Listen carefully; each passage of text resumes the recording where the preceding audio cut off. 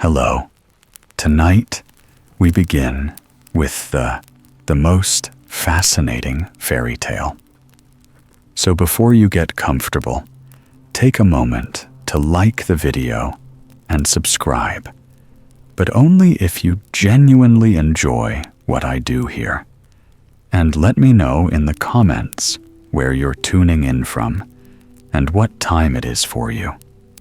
It's always fascinating to see who's joining us from around the world. Now, dim the lights. Maybe turn on a fan for that soft background hum, and let's ease into tonight's journey together. Andras Baive, from Laplandische Märchen, J.C. Puestian. Once upon a time, there lived in Lapland a man who was so very strong and swift of foot that nobody in his native town of Vadsø could come near him if they were running races in the summer evenings. The people of Vadsø were very proud of their champion and thought that there was no one like him in the world. Till, by and by, it came to their ears that there dwelt among the mountains a Lapp, Andras Baive by name, who was said by his friends to be even stronger and swifter than the bailiff. Of course, not a creature in Vadsø believed that, and declared that if it made the mountaineers happier to talk such nonsense, why let them? The winter was long and cold, and the thoughts of the villagers were much busier with wolves than with Andras Baive, when suddenly, on a frosty day, he made his appearance in the little town of Vadsø. The bailiff was delighted at this chance of trying his strength, and at once went out to seek Andras and to coax him into giving proof of his vigor. As he walked along, his eyes fell upon a big 8-oared boat that lay upon the shore, and his face shone with pleasure. "That is the very thing," laughed he. "I will make him jump over that boat."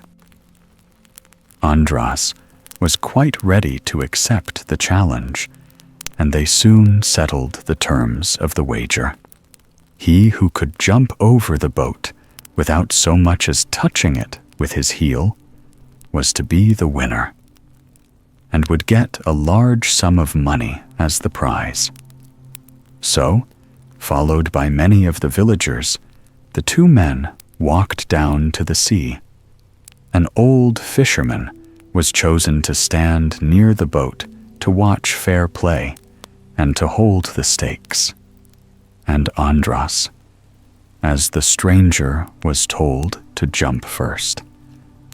Going back to the flag, which had been stuck into the sand to mark the starting place, he ran forward with his head well thrown back and cleared the boat with a mighty bound. The lookers-on cheered him, and indeed he well deserved it. But they waited anxiously, all the same, to see what the bailiff would do. On he came, taller than Andras by several inches, but heavier of build. He too sprang high and well, but as he came down, his heel just grazed the edge of the boat. Dead silence reigned amidst the townsfolk, but Andras only laughed and said carelessly, "Just a little too short, bailiff. Next time, you must do better than that." The bailiff turned red with anger at his rival's scornful words and answered quickly, "Next time, you will have something harder to do."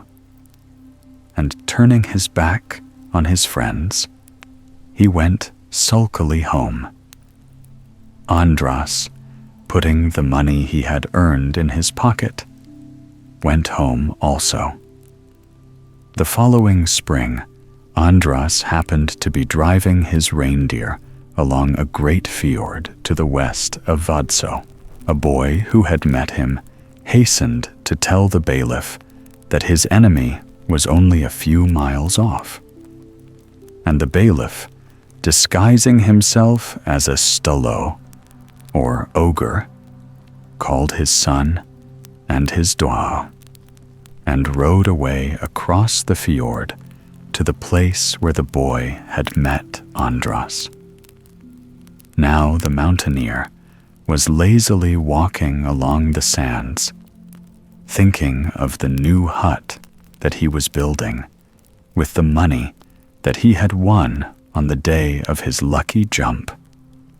He wandered on, his eyes fixed on the sands, so that he did not see the bailiff drive his boat behind a rock, while he changed himself into a heap of wreckage which floated in on the waves.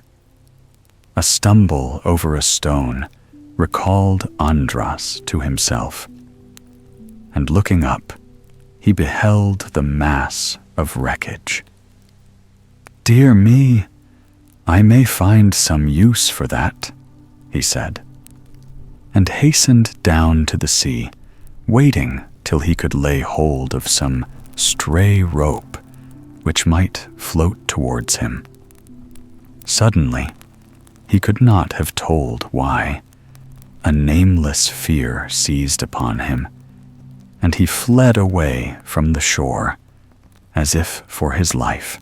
As he ran, he heard the sound of a pipe, such as only ogres of the stalo kind were wont to use, and there flashed into his mind what the bailiff had said when they jumped the boat. "Next time, you will have something harder to do." So it was no wreckage, after all, that he had seen, but the bailiff himself. It happened that in the long summer nights up in the mountain, where the sun never set, and it was very difficult to get to sleep, Andras had spent many hours in the study of magic, and this stood him in good stead now. The instant he heard the stalo music, he wished himself to become the feet of a reindeer, and in this guise he galloped like the wind for several miles. Then he stopped to take breath and find out what his enemy was doing. Nothing he could see, but to his ears the notes of a pipe floated over the plain, and ever, as he listened, it drew nearer. A cold shiver shook Andras, and this time he wished himself the feet of a reindeer calf. For when a reindeer calf has reached the age at which he begins first to lose his hair, he is so swift that neither beast nor bird can come near him. A reindeer calf is the swiftest of all things living. Yes, but not so swift as a stalo, as Andras found out when he stopped to rest and heard the pipe playing. For a moment, his heart sank, and he gave himself up for dead, till he remembered that not far off were two little lakes joined together by a short, though very broad river. In the middle of the river lay a stone that was always covered by water, except in dry seasons. And as the winter rains had been very heavy, he felt quite sure that not even the top of it could be seen. The next minute, if anyone had been looking that way, he would have beheld a small reindeer calf speeding northwards, and by giving a great spring, which landed him in the midst of the stream. But instead of sinking to the bottom, he paused a second to steady himself, then gave a second spring, which landed him on the further shore. He next ran on to a little hill, where he saw down and began to neigh loudly, so that the Stalo might know exactly where he was. "Ah, there you are," cried the Stalo, appearing on the opposite bank. "For a moment, I really thought I had lost you." "No such luck," answered Andras, shaking his head sorrowfully. By this time, he had taken his own shape again.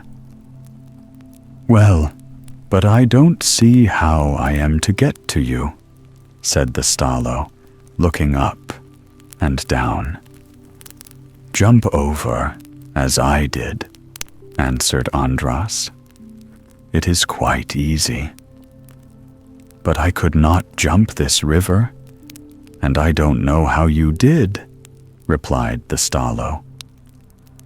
"I should be ashamed to say such things," exclaimed Andras. "Do you mean to tell me that a jump which the weakest Lapp boy would make nothing of is beyond your strength?" The Stalo grew red and angry when he heard these words, just as Andras meant him to do. He bounded into the air and fell straight into the river. Not that that would have mattered, for he was a good swimmer. But Andras drew out the bow and arrows, which every Lapp carries, and took aim at him. His aim was good, but the Stalo sprang so high into the air that the arrow flew between his feet. A second shot, directed at his forehead, fared no better, for this time the Stalo jumped so high to the other side that the arrow passed between his finger and thumb. Then Andras aimed his third arrow a little over the Stalo's head, and when he sprang up, just an instant too soon, it hit him between the ribs. Mortally wounded as he was, the Stalo was not yet dead, and managed to swim to the shore. Stretching himself on the sand, he said slowly to Andras, "Promise that you will give me an honorable burial, and when my body is laid in the grave, go in my boat across the fjord, and take whatever you find in my house, which belongs to me. My dog you must kill, but spare my son, Andras." Then he died, and Andras sailed in his boat away across the fjord and found the dog and boy. The dog, a fierce, wicked-looking creature, he slew with one blow from his fist. For it is well known that if a Stalo's dog licks the blood that flows from his dead master's wounds, the Stalo comes to life again. That is why no real Stalo is ever seen without his dog. But the bailiff, being only half a stallo, had forgotten him when he went to the little lakes in search of Andras. Next, Andras put all the gold and jewels which he found in the boat into his pockets, and bidding the boy get in, pushed it off from the shore, leaving the little craft to drift as it would, while he himself ran home.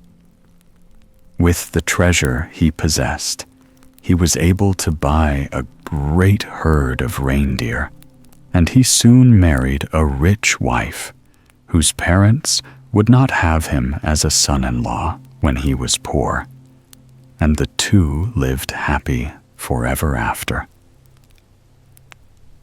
The White Slipper.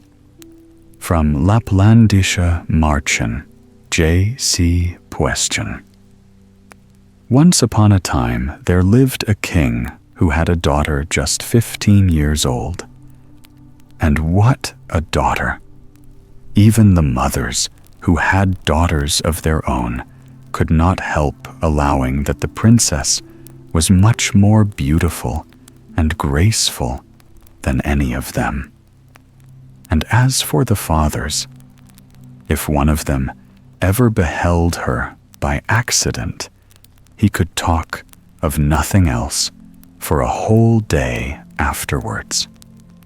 Of course, the king, whose name was Balanchine, was the complete slave of his little girl from the moment he lifted her from the arms of her dead mother.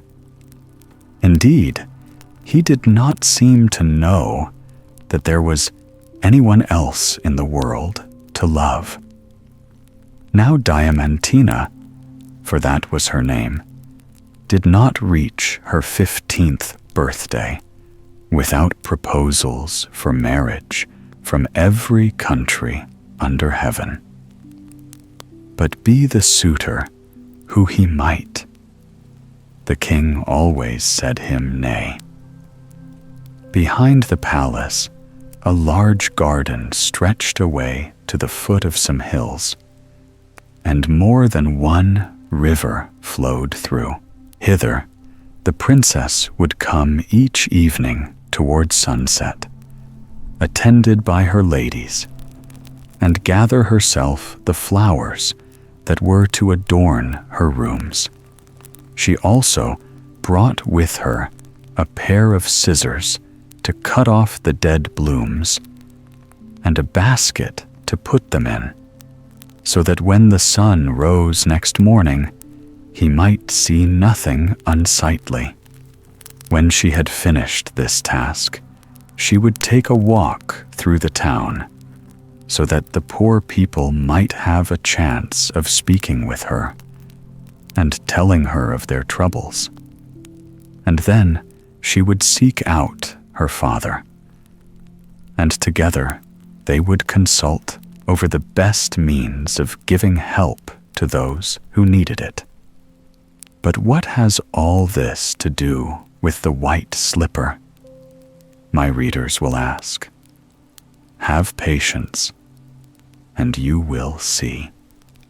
Next to his daughter, Balanchine loved hunting, and it was his custom to spend several mornings every week chasing the boars, which abounded in the mountains a few miles from the city. One day, rushing downhill as fast as he could go, he put his foot into a hole and fell, rolling into a rocky pit of brambles. The king's wounds were not very severe, but his face and hands were cut and torn, while his feet were in a worse plight still. For instead of proper hunting boots, he only wore sandals to enable him to run more swiftly. In a few days, the king was as well as ever, and the signs of the scratches were almost gone, but one foot still remained very sore, where a thorn had pierced deeply and had festered. The best doctors in the kingdom treated it with all their skill. They bathed and poulticed and bandaged, but it was in vain. The foot only grew worse and worse, and became daily more swollen and painful. After everyone had tried his own particular cure and found it fail, there came news of a wonderful doctor in some distant land who had healed the most astonishing diseases. On inquiring, it was found that he never left the walls of his own city and expected his patients to come to see him. But by dint of offering a large sum of money, the king persuaded the famous physician to undertake the journey to his own court. On his arrival, the doctor was led at once into the king's presence and made a careful examination of his foot. "Alas, your majesty," he said when he had finished, "the wound is beyond the power of man to heal. But though I cannot cure it, I can at least deaden the pain and enable you to walk without so much suffering." "Oh, if you can only do that," cried the king, "I shall be grateful to you for life. Give your own orders. They shall be obeyed. Then let your majesty bid the royal shoemaker make you a shoe of goat skin, very loose and comfortable, while I prepare a varnish to paint over it, of which I alone have the secret." So saying, the doctor bowed himself out, leaving the king more cheerful and hopeful than he had been for long. The days passed very slowly with him. During the making of the shoe and the preparation of the varnish, but on the 8th morning, the physician appeared, bringing with him the shoe in a case. He drew it out to slip on the king's foot, and over the goatskin he had rubbed a polish so white that the snow itself was not more dazzling. "While you wear this shoe, you will not feel the slightest pain," said the doctor, "for the balsam with which I have rubbed it inside and out has, besides its healing balm, the quality of strengthening the material it touches, so that, even were your majesty to live 1,000 years, you would find the slipper just as fresh at the end of that time as it is now." The king was so eager to put it on that he hardly gave the physician time to finish. He snatched it from the case and thrust his foot into it, nearly weeping for joy when he found he could walk and run as easily as any beggar boy. "What can I give you?" he cried, holding out both hands to the man who had worked this wonder. "Stay with me, and I will heap on you riches greater than ever you dreamed of." But the doctor said he would accept nothing more than had been agreed on, and must return at once to his own country, where many sick people were awaiting him. So King Balansin had to content himself with ordering the physician to be treated with royal honors, and desiring that an escort should attend him on his journey home. For 2 years, everything went smoothly at court, and to King Balancin and his daughter, the sun no sooner rose than it seemed time for it to set. Now, the king's birthday fell in the month of June, and as the weather happened to be unusually fine, he told the princess to celebrate it in any way that pleased her. Diamantina was very fond of being on the river, and she was delighted at this chance of delighting her tastes.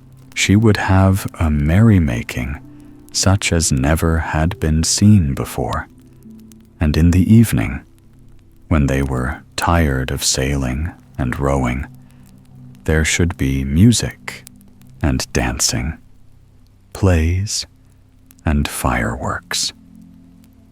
At the very end, before the people went home, every poor person should be given a loaf of bread, and every girl who was to be married within the year a new dress. The great day appeared to Diamantina to be long in coming, but, like other days, it came at last. Before the sun was fairly up in the heavens, the princess, too full of excitement to stay in the palace, was walking about the streets so covered with precious stones that you had to shade your eyes before you could look at her. By and by, a trumpet sounded, and she hurried home, only to appear again in a few moments, walking by the side of her father down to the river. Here a splendid barge was waiting for them, and from it they watched all sorts of races and feats of swimming and diving. When these were over, the barge proceeded up the river to the field where the dancing and concerts were to take place. And after the prizes had been given away to the winners, and the loaves and the dresses had been distributed by the princess, they bade farewell to their guests and turned to step into the barge which was to carry them back to the palace. Then a dreadful thing happened.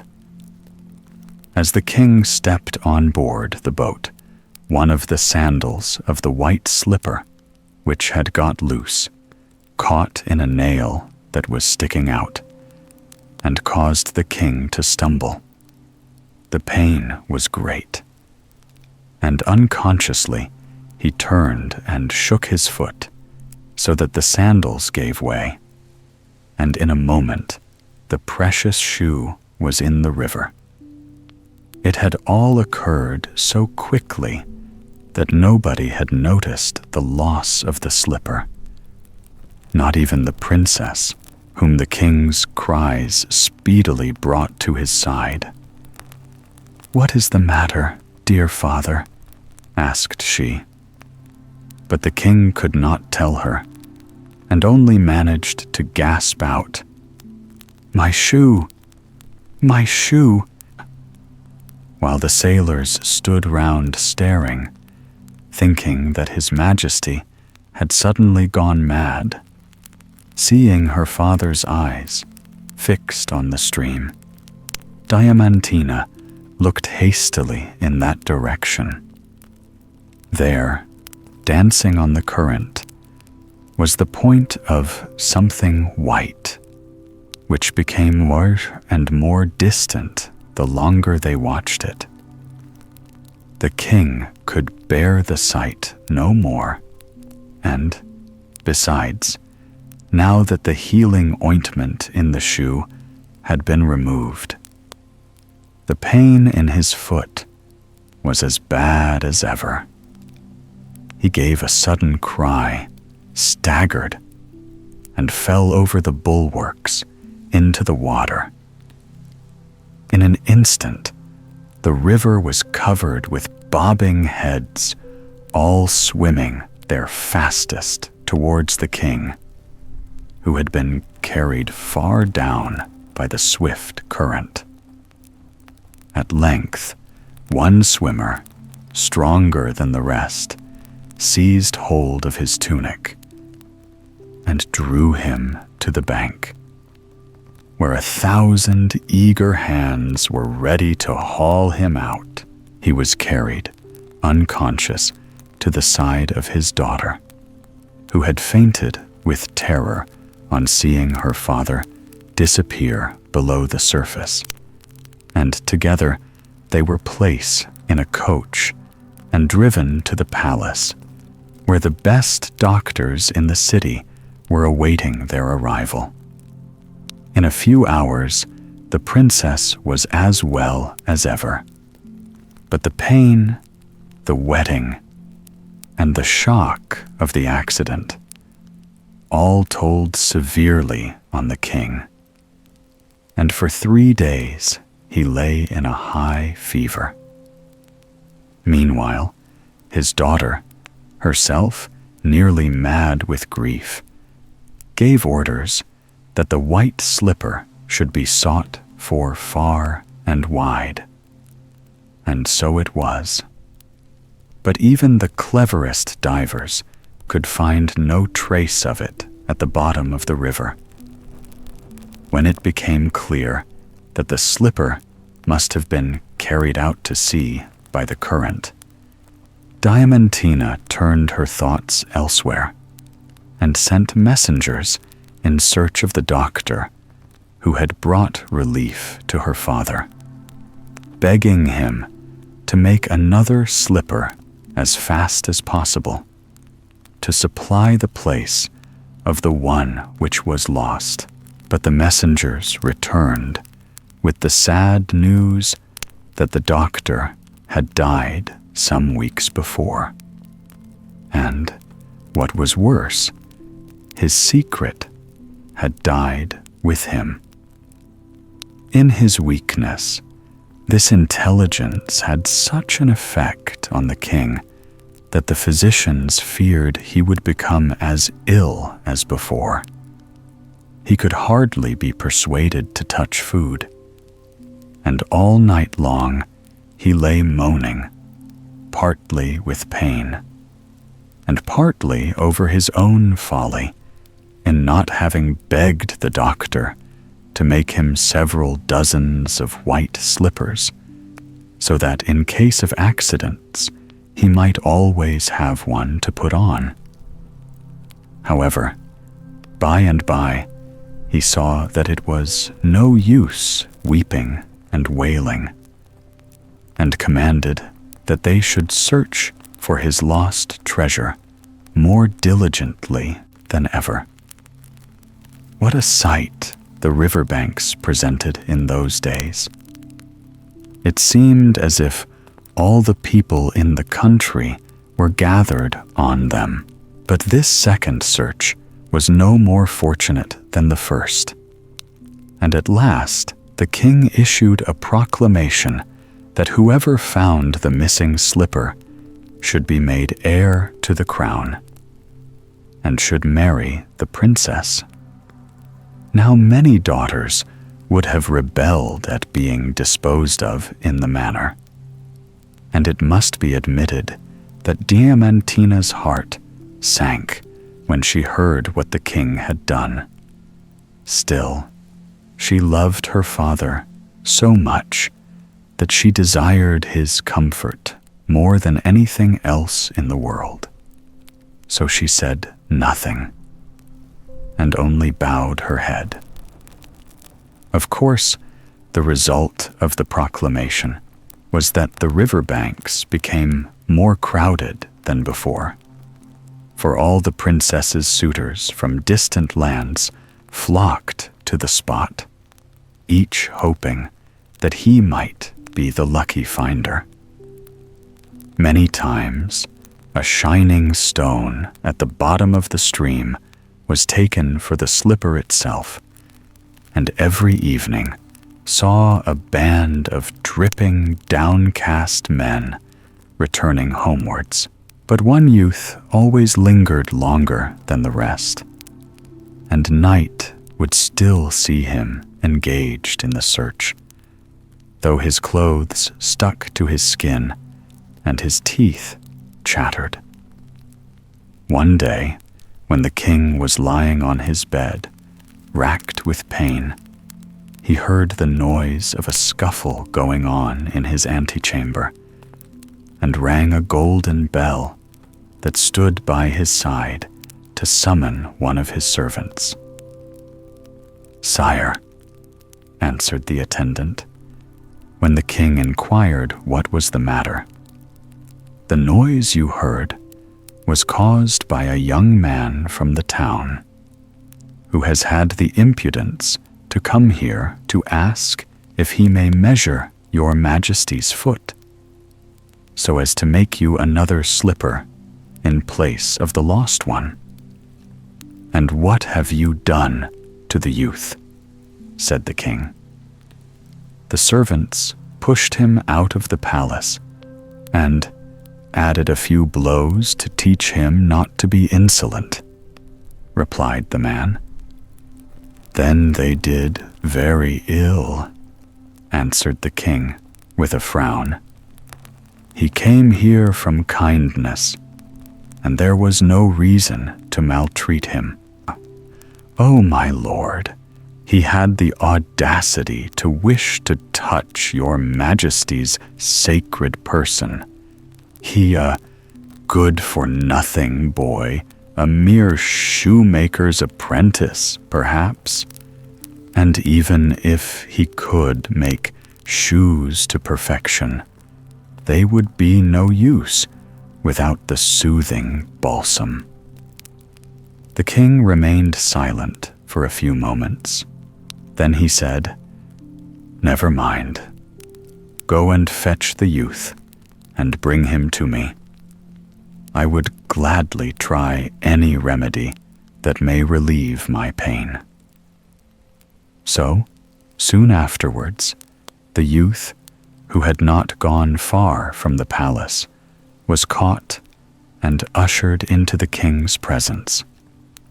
He was tall and handsome, and though he professed to make shoes, his manners were good and modest, and he bowed low as he begged the king not only to allow him to take the measure of his foot, but also to suffer him to place a healing plaster over the wound.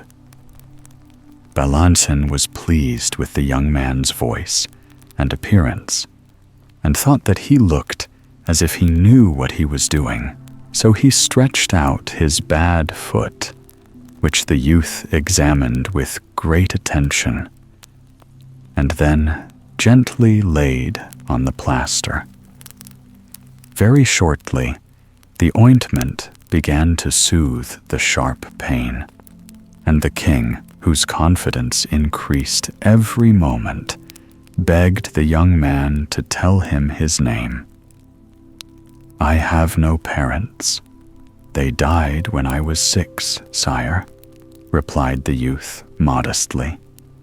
"Everyone in the town calls me Gilgarillo, because when I was little, I went singing through the world in spite of my misfortunes.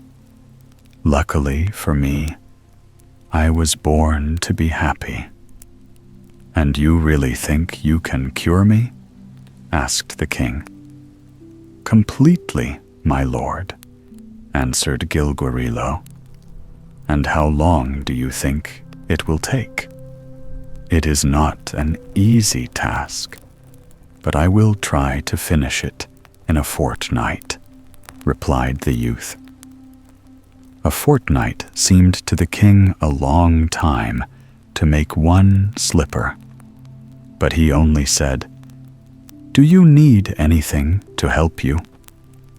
"Only a good horse, if your Majesty will be kind enough to give me one," answered Gilgarillo, and the reply was so unexpected that the courtiers could hardly restrain their smiles. while the king stared silently. "You shall have the horse," he said at last, "and I shall expect you back in a fortnight. If you fulfill your promise, you know your reward. If not, I will have you flogged for your impudence." Gilgarillo bowed and turned to leave the palace, followed by the jeers and scoffs of everyone he met. But he paid no heed, for he had got what he wanted. He waited in front of the gates till a magnificent horse was led up to him, and vaulting into the saddle with an ease which rather surprised the attendant, rode quickly out of the town amidst the jests of the assembled crowd, who had heard of his audacious proposal. And while he is on his way, let us pause for a moment and tell who he is. Both father and mother had died before the boy was 6 years old, and he had lived for many years with his uncle, whose life had been passed in the study of chemistry. He could leave no money to his nephew, as he had a son of his own, but he taught him all he knew. And at his dead, Gilgarillo entered an office where he worked for many hours daily. In his spare time, instead of playing with the other boys, he passed hours poring over books. And because he was timid and liked to be alone, he was held by everyone to be a little mad. Therefore, when it became known that he had promised to cure the king's foot and had ridden away, no one knew where, a roar of laughter and mockery rang through the town, and jeers and scoffing words were sent after him. But if they had only known what were Gilgarillo's thoughts, they would have thought him madder than ever. The real truth was that, on the morning when the princess had walked through the streets before making holiday on the river, Gilgarillo had seen her from his window and had straightway fallen in love with her. Of course, he felt quite hopeless. It was absurd to imagine that the apothecary's nephew could ever marry the king's daughter. So he did his best to forget her and study harder than before, till the royal proclamation suddenly filled him with hope. When he was free, he no longer spent the precious moments poring over books, but, like the rest, he might have been seen wandering along the banks of the river or diving into the stream after something that lay glistening in the clear water, but which turned out to be a white pebble or a bit of glass. And at the end, he understood that it was not by the river that he would win the princess. And turning to his books for comfort, he studied harder than ever. There is an old proverb which says, "Everything comes to him who knows how to wait." So, it is not all men who know how to wait, any more than it is all men who can learn by experience. But Gilgarillo was one of the few, and instead of thinking his life wasted because he could not have the thing he wanted most, he tried to busy himself in other directions. So, one day, when he expected it least, his reward came to him. He happened to be reading a book many hundreds of years old, which told of remedies for all kinds of diseases. Most of them, he knew, were merely invented by old women who sought to prove themselves wiser than other people. But at length, he came to something which caused him to sit up straight in his chair and made his eyes brighten. This was the description of a balsam which would cure every kind of sore wound, distilled from a plant only to be found in a country so distant that it would take a man on foot 2 months to go and come back again. When I say that the book declared that the balsam could heal every sort of sore or wound, there were a few against which it was powerless, and it gave certain signs by which these might be known. This was the reason why Gilgarillo demanded to see the king's foot before he would undertake to cure it, and to obtain admittance, he gave out that he was a shoemaker. However, the dreaded signs were absent, and his heart bounded at the thought that the princess was within his reach. Perhaps she was, but a great deal had to be accomplished yet, and he had allowed himself a very short time in which to do it. He spared his horse only so much as was needful, yet it took him 6 days to reach the spot where the plant grew. A thick wood lay in front of him, and fastening the bridle tightly to a tree, he flung himself on his hands and knees and began to hunt for the treasure. Many times he fancied it was close to him, and many times it turned out to be something else. But at last, when light was fading, and he had almost given up hope, he came upon a large bed of the plant, right under his feet. Trembling with joy, he picked every scrap he could see and placed it in his wallet. Then, mounting his horse, he galloped quickly back towards the city. It was night when he entered the gates, and the 15 days allotted were not up till the next day. His eyes were heavy with sleep, and his body ached with the long strain. But without pausing to rest, he kindled a fire on his hearth, and quickly filling a pot with water, threw in the herbs and left them to boil. After that, he lay down and slept soundly. The sun was shining when he awoke, and he jumped up and ran to the pot. The plant had disappeared, and in its stead was a thick syrup, just as the book had said there would be.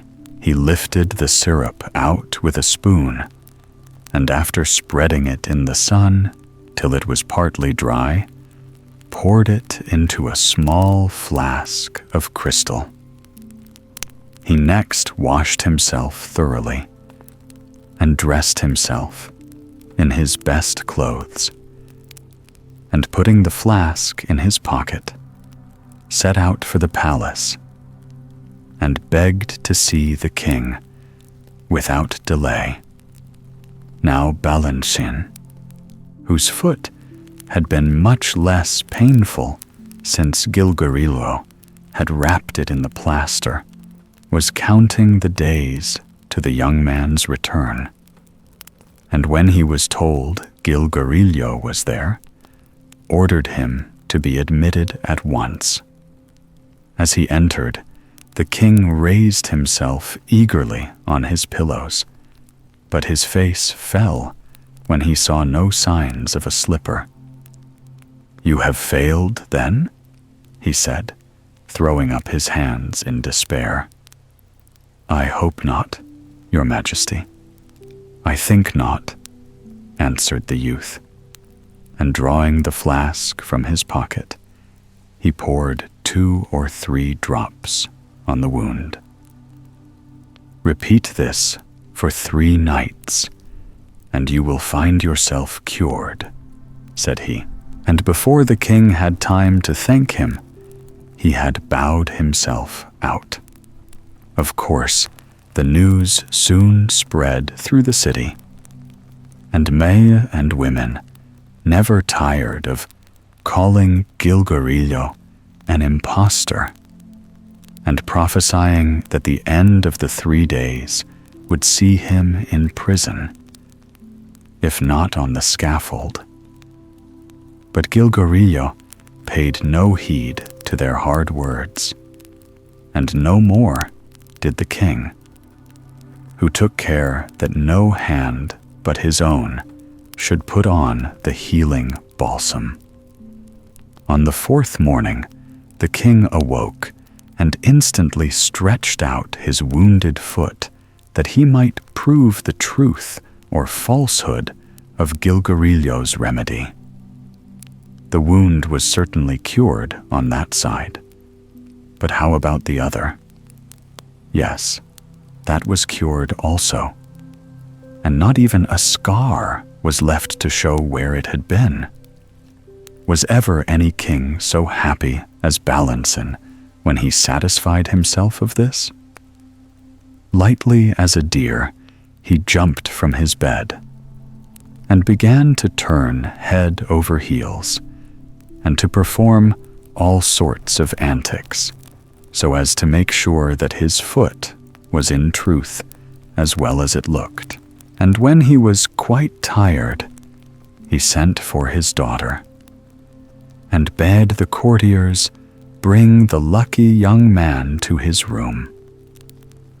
"He is really young and handsome," said the princess to herself, heaving a sigh of relief that it was not some dreadful old man who had healed her father.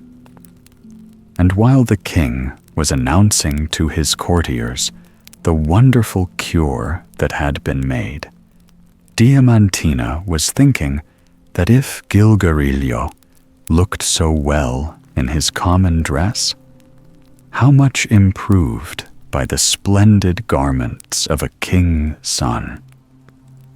However, she held her peace and only watched with amusement when the courtiers, knowing there was no help for it, did homage and obeisance to the chemist's boy. Then they brought to Gilgarillo a magnificent tunic of green velvet bordered with gold, and a cap with 3 white plumes stuck in it.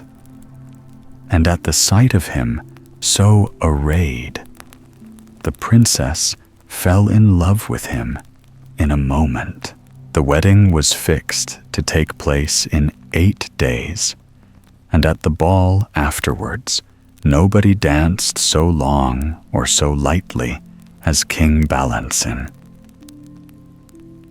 The Magic Book, from Capullos de Rosa, por D. Enrique Ceballos Quintana. There was once an old couple named Peter and Kirsten, who had an only son called Hans. From the time he was a little boy, he had been told that on his 16th birthday, he must go out into the world and serve his apprenticeship. So, one fine summer morning, he started off to seek his fortune with nothing but the clothes he wore on his back. For many hours he trudged on merrily, now and then stopping to drink from some clear spring or to pick some ripe fruit from a tree. The little wild creatures peeped at him from beneath the bushes, and he nodded and smiled and wished them good morning. After he had been walking for some time, he met an old, white-bearded man who was coming along the footpath. The boy would not step aside, and the man was determined not to do so either. So they ran against one another with a bump. "It seems to me," said the old fellow, "that a boy should give way to an old man."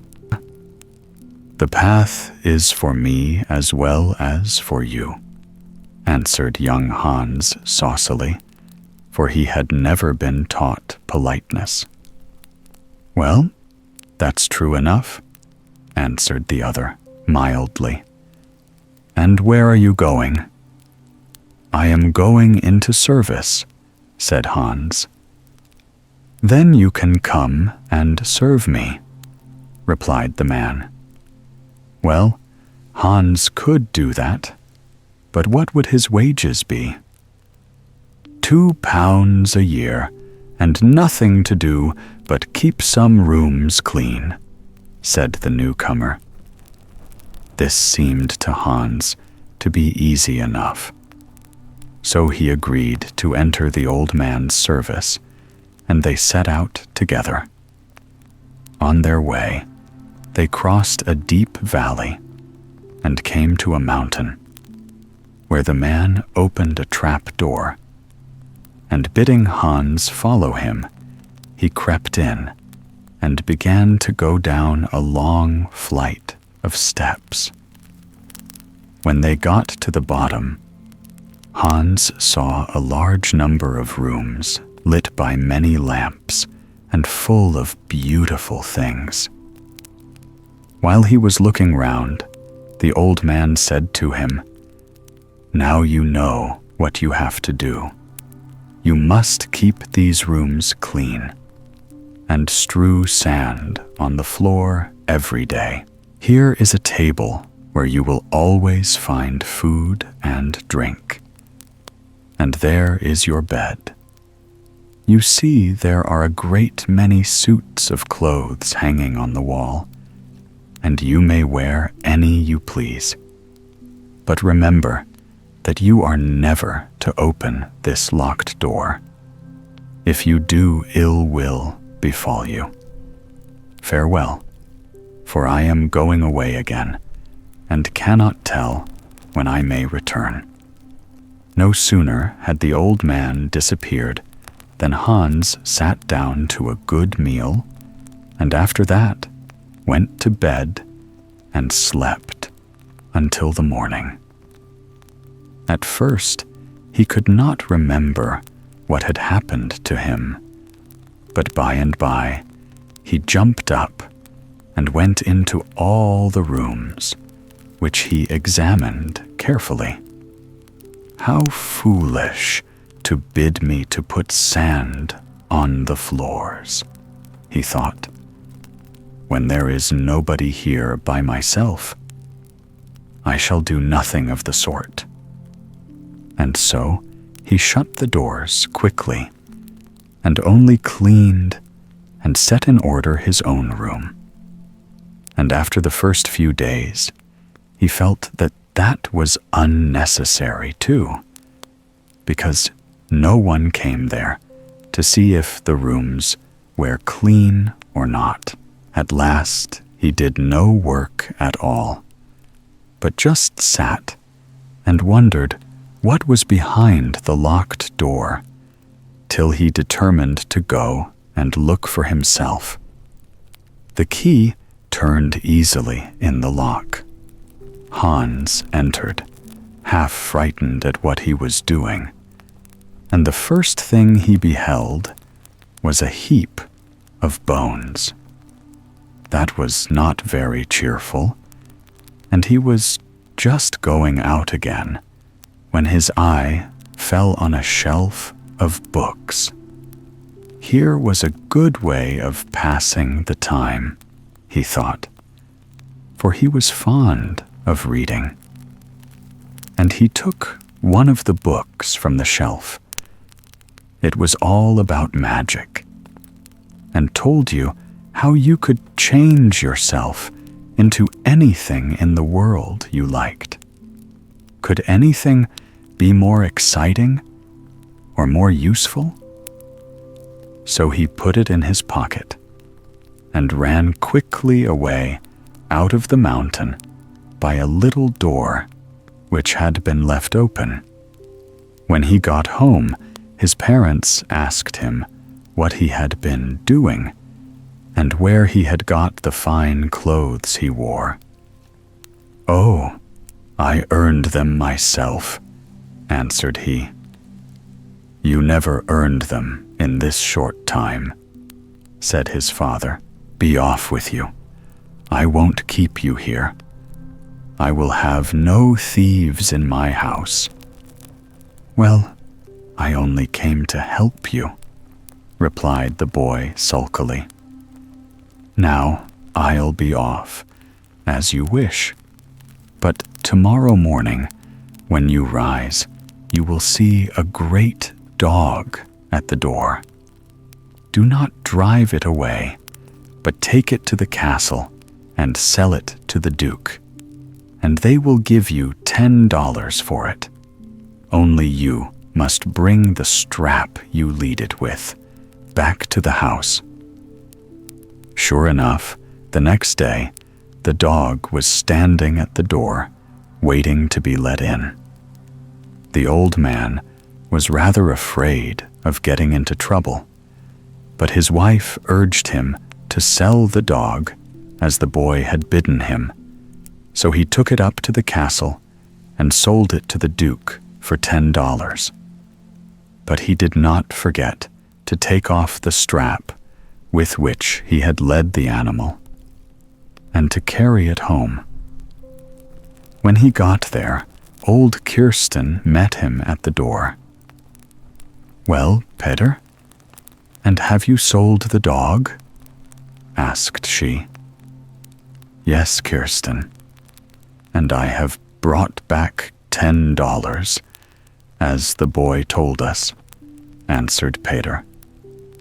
"Aye, but that's fine," said his wife. "Now you see what one gets by doing as one is bid. If it had not been for me, you would have driven the dog away again, and we should have lost the money. After all, I always know what is best." "Nonsense," said her husband. "Women always think they know best. I should have sold the dog just the same whatever you had told me. Put the money away in a safe place, and don't talk so much." The next day, Hans came again. But though everything had turned out as he had foretold, he found that his father was still not quite satisfied. "Be off with you," said he. "You'll get us into trouble." "I haven't helped you enough yet," replied the boy. "Tomorrow there will come a great fat cow, as big as the house. Take it to the king's palace, and you'll get as much as $1,000 for it. Only you must unfasten the halter you lead it with and bring it back. And don't return by the high road, but through the forest." The next day, when the couple rose, they saw an enormous head looking in at their bedroom window, and behind it was a cow which was nearly as big as their hut. Kirsten was wild with joy to think of the money the cow would bring them. "But how are you going to put the rope over her head?" asked she. "Wait, and you'll see, mother," answered her husband. Then Peter took the ladder that led up to the hayloft and set it against the cow's neck. And he climbed up and slipped the rope over her head. When he had made sure that the noose was fast, they started for the palace and met the king himself walking in his grounds.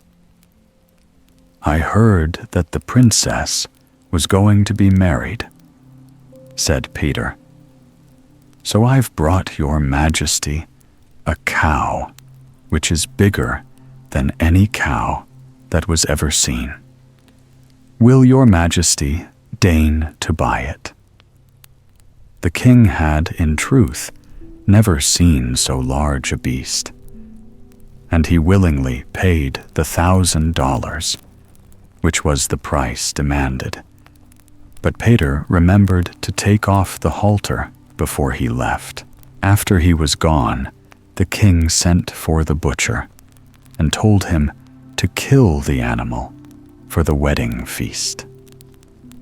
The butcher got ready his poleaxe, but just as he was going to strike, the cow changed itself into a dove and flew away, and the butcher stood staring after it as if he were turned to stone.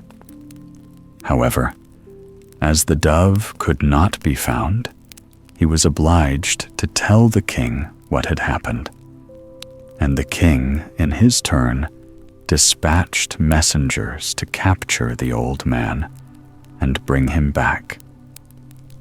But Peter was safe in the woods and could not be found. When at last he felt the danger was over and he might go home, Kirsten nearly fainted with joy at the sight of all the money he brought with him.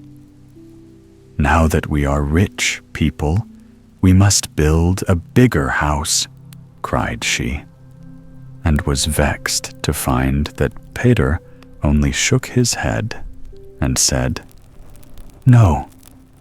If they did that, people would talk and say they had got their wealth by ill doing." A few mornings later, Hans came again. "Be off before you get us into trouble," said his father. "So far, the money has come right enough, but I don't trust it." "Don't worry over that, father," said Hans. "Tomorrow, you will find a horse outside by the gate. Ride it to market, and you will get $1,000 for it. Only don't forget to loosen the bridle when you sell it." Well, in the morning, there was the horse. Kirsten had never seen so fine an animal. "Take care it doesn't hurt you, Peter," said she. "Nonsense, wife," answered he crossly. "When I was a lad, I lived with horses and could ride anything for 20 miles round." But that was not quite the truth, for he had never mounted a horse in his life. Still, the animal was quiet enough, so Peter got safely to market on its back. There he met a man who offered $999 for it, but Peter would take nothing less than 1,000. At last there came an old, gray-bearded man who looked at the horse and agreed to buy it. But the moment he touched it, the horse began to kick and plunge. "I must take the bridle off," said Peter. "It is not to be sold with the animal, as is usually the case." "I'll give you $100 for the bridle," said the old man, taking out his purse. "No, I can't sell it," replied Hans's father. $500. "No, 1,000. At this splendid offer, Peter's prudence gave way. It was a shame to let so much money go. so he agreed to accept it. But he could hardly hold the horse. It became so unmanageable. So he gave the animal in charge to the old man and went home with his $2,000. Kirsten, of course, was delighted at this new piece of good fortune and insisted that the new house should be built and land bought. This time, Peter consented, and soon they had quite a fine farm. Meanwhile, the old man rode off on his new purchase, and when he came to a smithy, he asked the smith to forge shoes for the horse. The smith proposed that they should first have a drink together, and the horse was tied up by the spring whilst they went indoors. The day was hot, and both men were thirsty, and besides, they had much to say. And so the hours slipped by and found them still talking. Then the servant girl came out to fetch a pail of water, and being a kind-hearted lass, she gave some to the horse to drink. What was her surprise when the animal said to her, "Take off my bridle, and you will save my life." "I dare not," said she. "Your master will be so angry." "He cannot hurt you," answered the horse, "and you will save my life." At that, she took off the bridle, but nearly fainted with astonishment when the horse turned into a dove and flew away just as the old man came out of the house. Directly he saw what had happened, he changed himself into a hawk and flew after the dove. Over the woods and fields they went, and at length they reached a king's palace surrounded by beautiful gardens.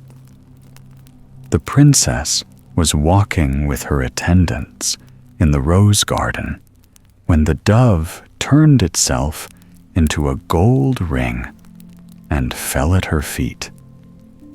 "Why, here is a ring," she cried. "Where could it have come from?" And picking it up, she put it on her finger. As she did so, the hill man lost his power over Hans. For of course, you understand that it was he who had been the dog, the cow, the horse, and the dove. "Well, that is really strange," said the princess. "It fits me as though it had been made for me." Just at that moment, up came the king. "Look at what I have found," cried his daughter. "Well, that is not worth much, my dear," said he. "Besides, you have rings enough, I should think." "Never mind, I like it," replied the princess. But as soon as she was alone, to her amazement, the ring suddenly left her finger and became a man. You can imagine how frightened she was, as indeed anybody would have been. But in an instant, the man became a ring again, and then turned back to a man. And so it went on for some time, until she began to get used to these sudden changes. "I am sorry I frightened you," said Hans, when he thought he could safely speak to the princess without making her scream. "I took refuge with you because the old hillman, whom I have offended, was trying to kill me. and here I am safe." "You had better stay here, then," said the princess. So Hans stayed, and he and she became good friends, though, of course, he only became a man when no one else was present. This was all very well. But one day, as they were talking together, the king happened to enter the room. And although Hans quickly changed himself into a ring again, it was too late. The king was terribly angry. "So this is why you have refused to marry all the kings and princes who have sought your hand," he cried.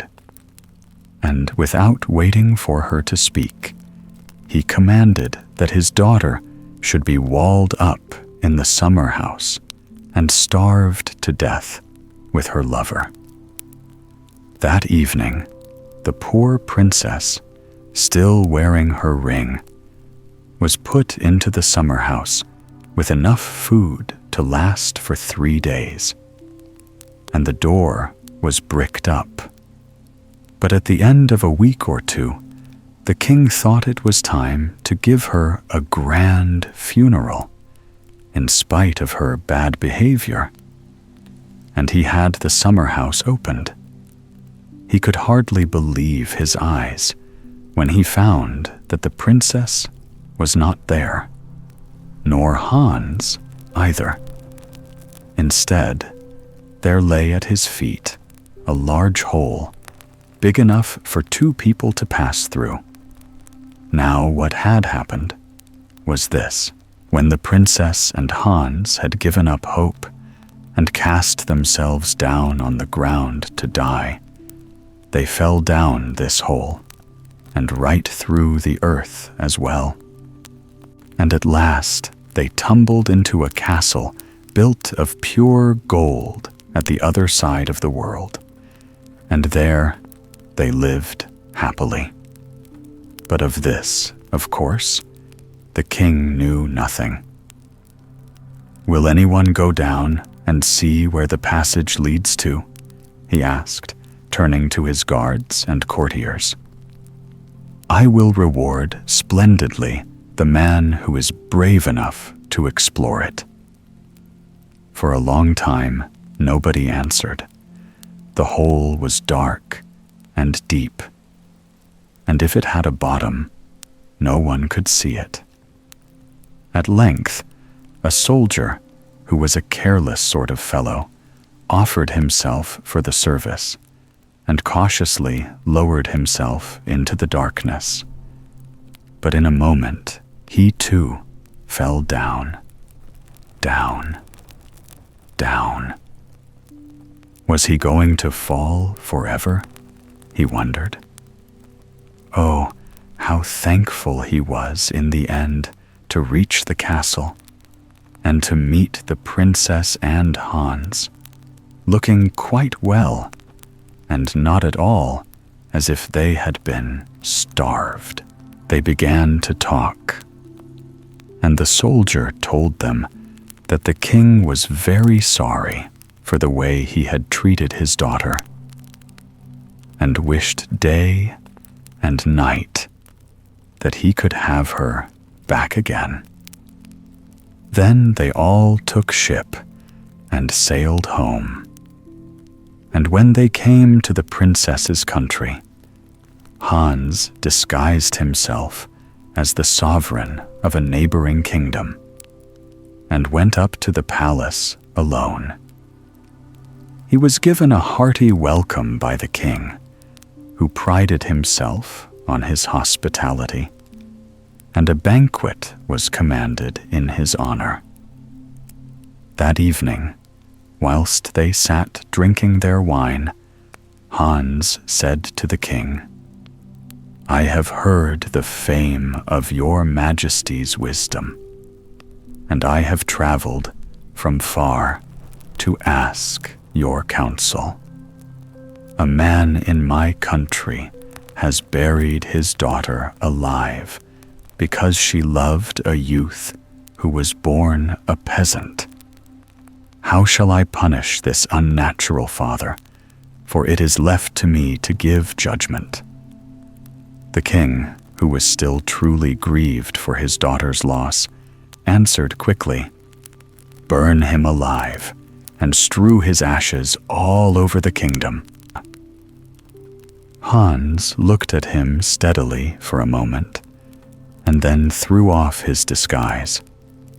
"You are the man," said he, "and I am he who loved your daughter, and became a gold ring on her finger. She is safe, and waiting not far from here, but you have pronounced judgment on yourself." Then the king fell on his knees and begged for mercy.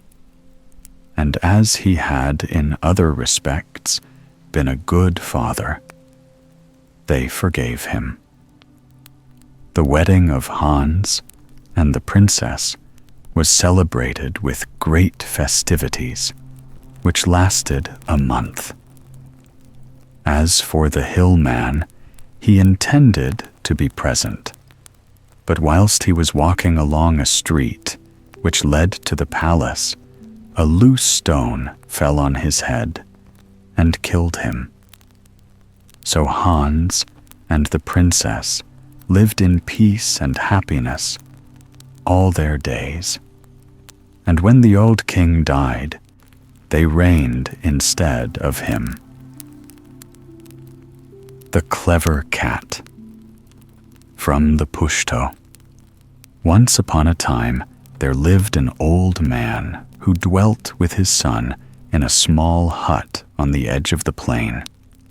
He was very old and had worked very hard, and when at last he was struck down by illness, he felt that he should never rise from his bed again. So, one day, he bade his wife summon their son when he came back from his journey to the nearest town, where he had been to buy bread. "Come hither, my son," said he. "I know myself well to be dying, and I have nothing to leave you but my falcon, my cat, and my greyhound. But if you make good use of them, you will never lack food. Be good to your mother, as you have been to me. And now farewell." Then he turned his face to the wall and died. There was great mourning in the hut for many days, but at length the son rose up, and calling to his greyhound, his cat, and his falcon, he left the house, saying that he would bring back something for dinner. Wandering over the plain, he noticed a troop of gazelles, and pointed to his greyhound to give chase. The dog soon brought down a fine, fat beast, and slinging it over his shoulders, the young man turned homewards. On the way, however, he passed a pond, and as he approached, a cloud of birds flew into the air. Shaking his wrist, the falcon seated on it darted into the air and swooped down upon the quarry he had marked, which fell dead to the ground. The young man picked it up and put it in his pouch, and then went towards home again. Near the hut was a small barn in which he kept the produce of the little patch of corn which grew close to the garden.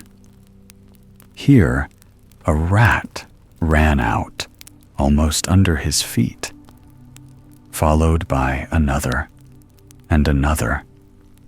But quick as thought, the cat was upon them, and not one escaped her.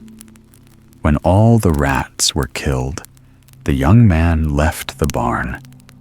He took the path leading to the door of the hut, but stopped on feeling a hand laid on his shoulder. "Young man," said the ogre, for such was the stranger, "you have been a good son, and you deserve the piece of luck which has befallen you this day. Come with me to that shining lake yonder, and fear nothing." Wondering a little at what might be going to happen to him, the youth did as the ogre bade him. And when they reached the shore of the lake, the ogre turned and said to him, "Step into the water and shut your eyes. You will find yourself sinking slowly to the bottom. But take courage, all will go well. Only bring up as much silver as you can carry, and we will divide it between us." So the young man stepped bravely into the lake and felt himself sinking, till he reached firm ground at last. In front of him lay 4 heaps of silver, and in the midst of them a curious white shining stone, marked over with strange characters, such as he had never seen before. He picked it up in order to examine it more closely, and as he held it, the stone spoke. "As long as you hold me, all your wishes will come true," it said. "But hide me in your turban, and then call to the ogre that you are ready to come up." In a few minutes, the young man stood again by the shores of the lake. "Well, where is the silver?" asked the ogre, who was awaiting him. "Ah, my father, how can I tell you? So bewildered was I, and so dazzled with the splendors of everything I saw, that I stood like a statue, unable to move. Then, hearing steps approaching, I got frightened and called to you, as you know.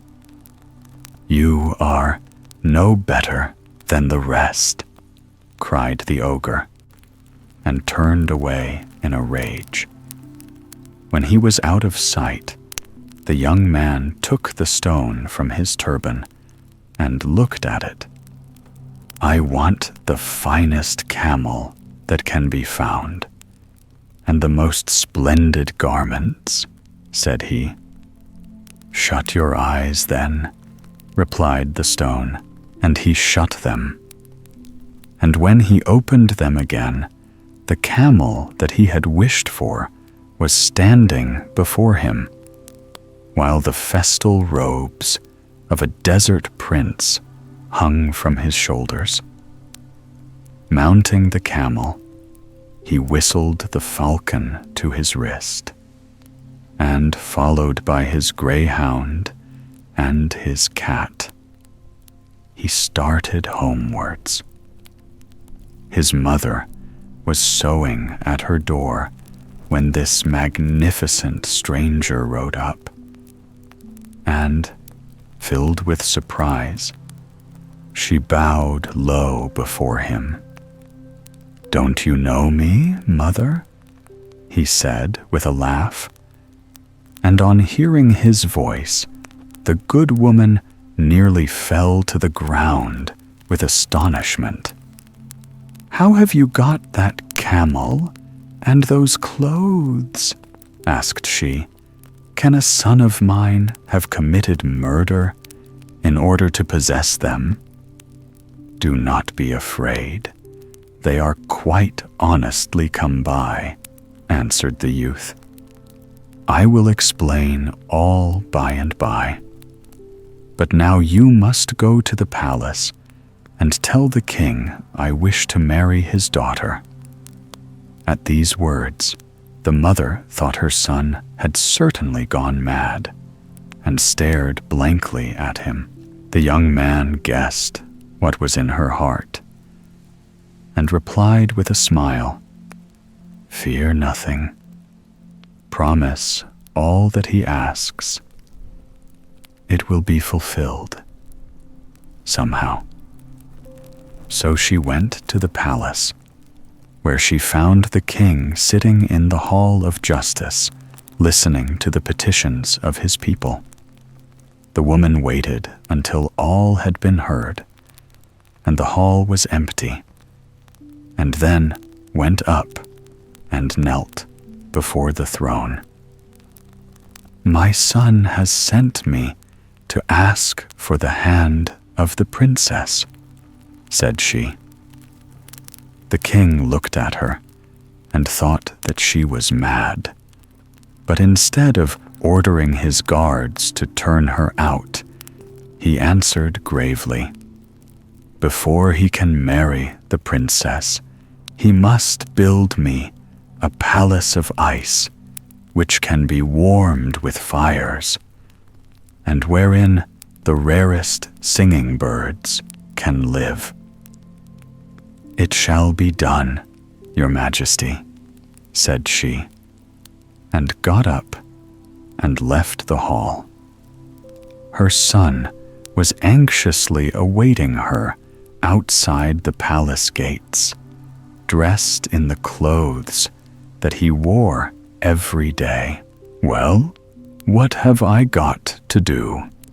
he asked impatiently, drawing his mother aside so that no one could overhear them. "Oh, something quite impossible, and I hope you will put the princess out of your head," she replied. "Well, but what is it?" persisted he.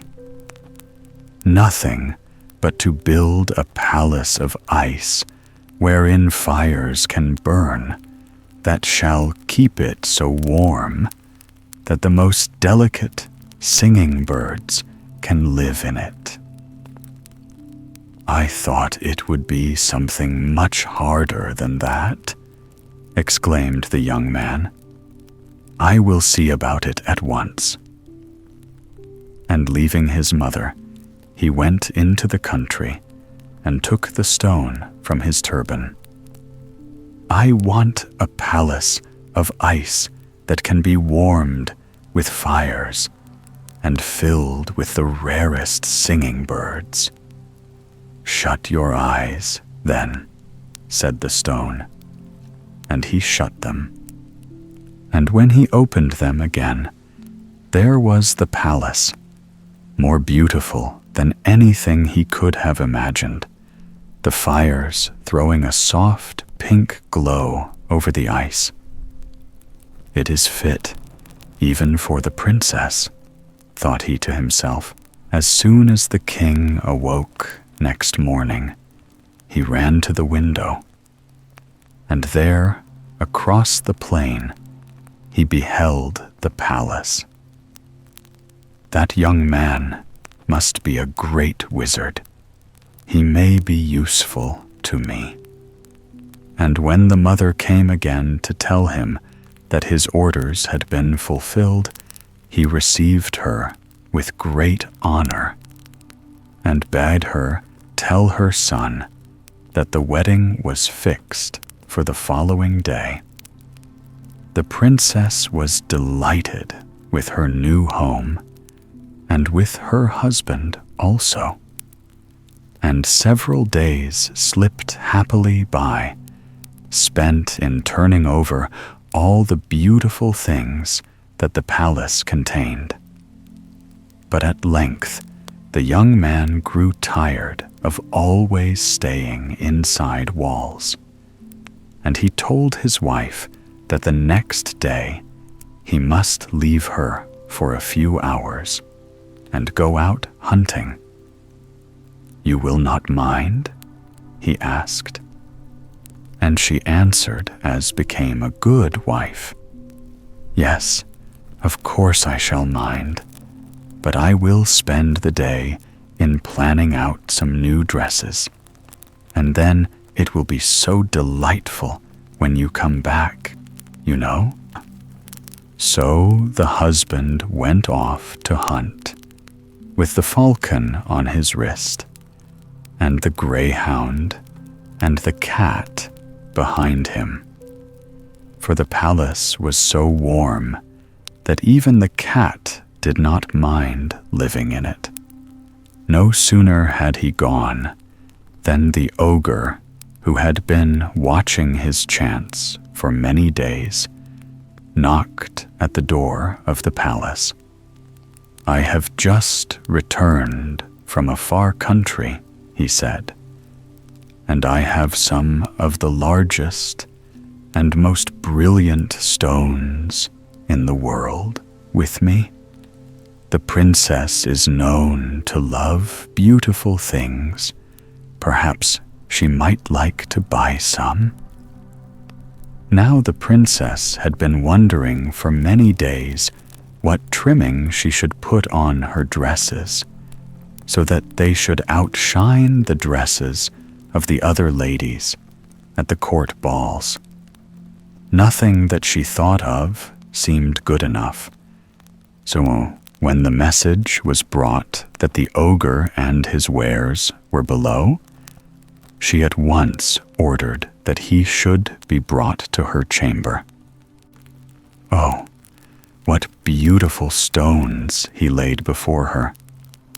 What lovely rubies, and what rare pearls! No other lady would have jewels like those. Of that the princess was quite sure, but she cast down her eyes so that the ogre might not see how much she longed for them. "I fear they are too costly for me," she said carelessly, "and besides, I have hardly need of any more jewels just now." "I have no particular wish to sell them myself," answered the ogre, with equal indifference. "But I have a necklace of shining stones, which was left me by father, and one, the largest engraven with weird characters, is missing. I have heard that it is in your husband's possession, and if you can get me that stone, you shall have any of these jewels that you choose. But you will have to pretend that you want it for yourself, and above all, do not mention me, for he sets great store by it, and would never part with it to a stranger. Tomorrow I will return with some jewels yet finer than those I have with me today. So, madam, farewell." Left alone, the princess began to think of many things, but chiefly as to whether she would persuade her husband to give her the stone or not. At one moment, she felt he had already bestowed so much upon her that it was a shame to ask for the only object he had kept back. No, it would be mean. She could not do it. But then, those diamonds and those string of pearls. After all, they had only been married a week, and the pleasure of giving it to her ought to be far greater than the pleasure of keeping it for himself. And she was sure it would be. Well, that evening, when the young man had supped off his favorite dishes, which the princess took care to have specially prepared for him, she sat down close beside him and began stroking his head. For some time she did not speak, but listened attentively to all the adventures that had befallen him that day. "But I was thinking of you all the time," said he at the end, "and wishing that I could bring you back something you would like. But alas, what is there that you do not possess already? How good of you not to forget me when you are in the midst of such dangers and hardships," answered she. "Yes, it is true. I have many beautiful things.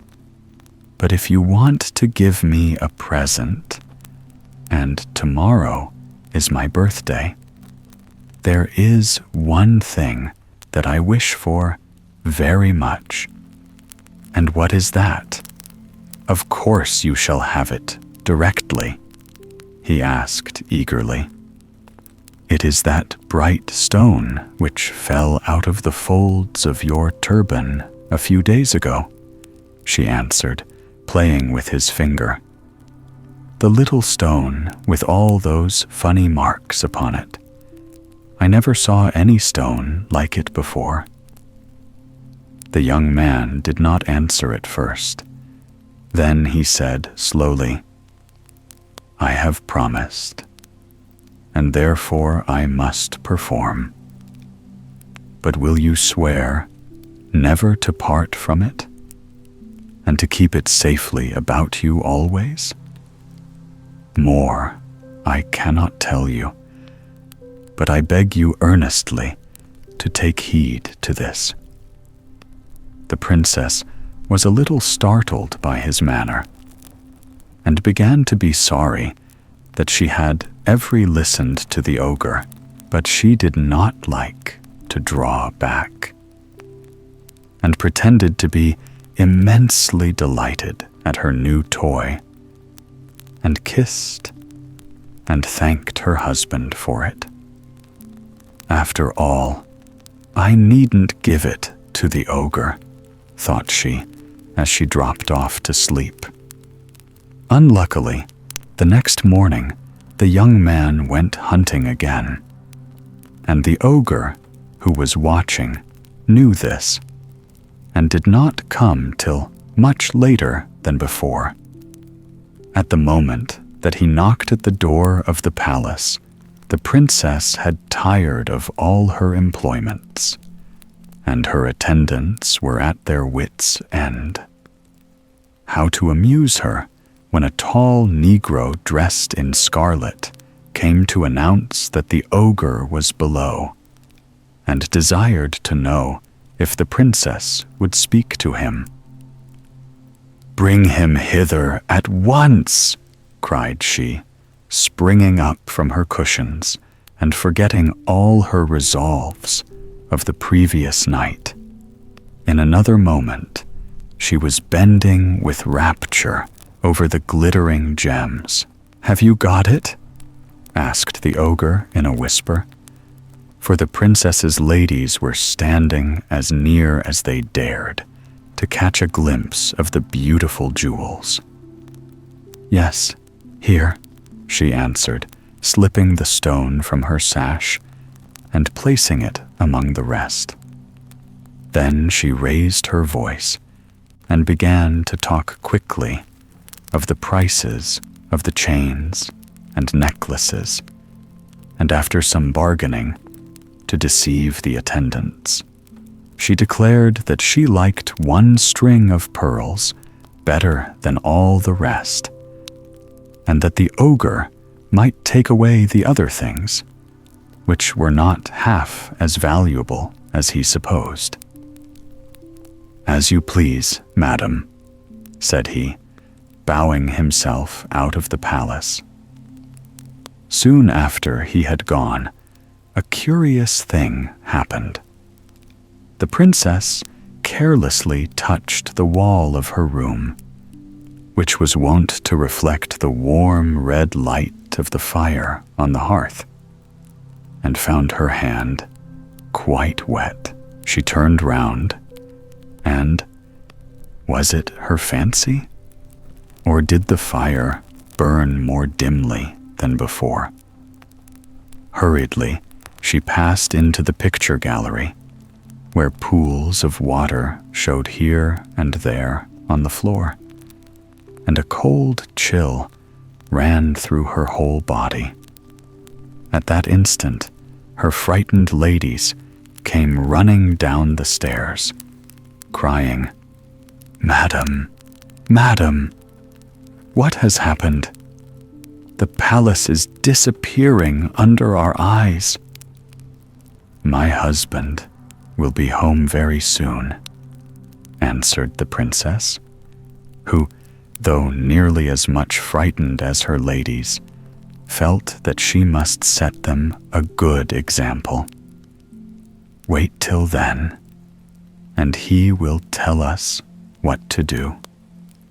So they waited, seated on the highest chairs they could find, wrapped in their warmest garments, and with piles of cushions under their feet, while the poor birds flew with numbed wings hither and thither, till they were so lucky as to discover an open window in some forgotten corner.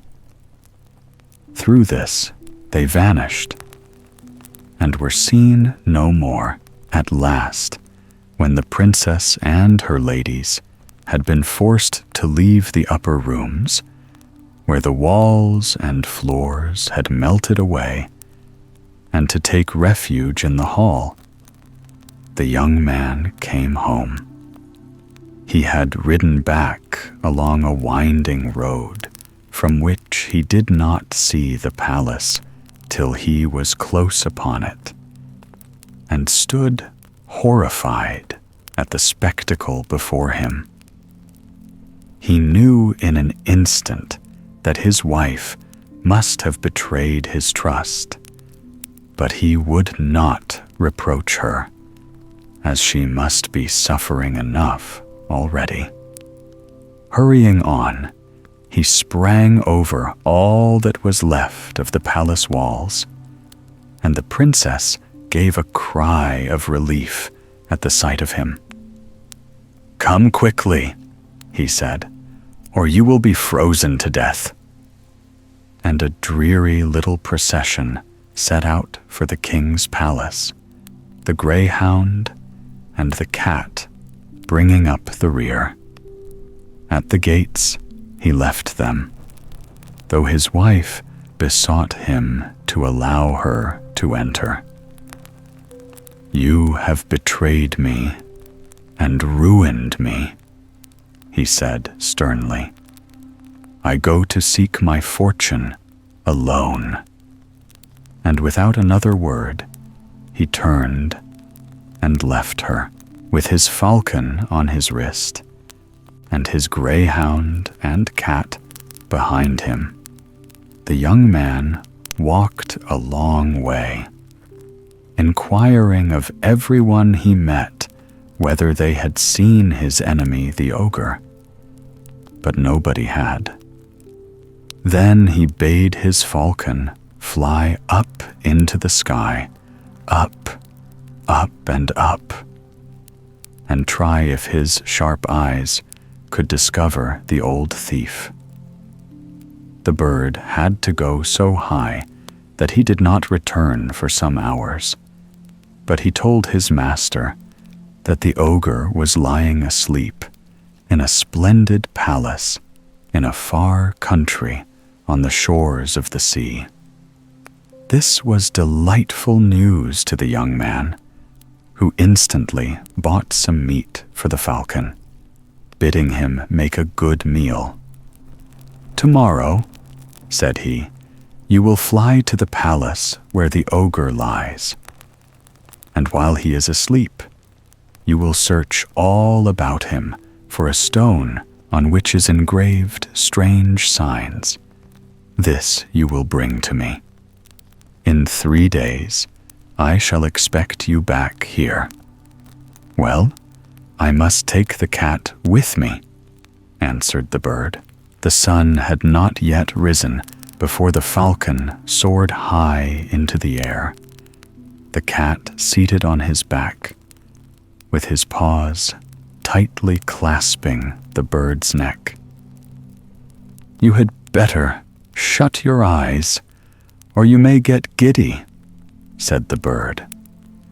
And the cat, who had never before been off the ground except to climb a tree, did as she was bid. All that day and all that night they flew, and in the morning they saw the ogre's palace lying beneath them. "Dear me," said the cat, opening her eyes for the first time. "That looks to me very like a rat city down there. Let us go down to it. They may be able to help us." So they alighted in some bushes in the heart of the rat city. The falcon remained where he was, but the cat lay down outside the principal gate, causing terrible excitement among the rats. At length, seeing she did not move, one bolder than the rest put its head out of an upper window of the castle and said in a trembling voice, "Why have you come here? What do you want? If it is anything in our power, tell us, and we will do it." "If you would have let me speak to you before, I would have told you that I come as a friend," replied the cat. "And I shall be greatly obliged if you would send 4 of the strongest and cunningest among you to do me a service."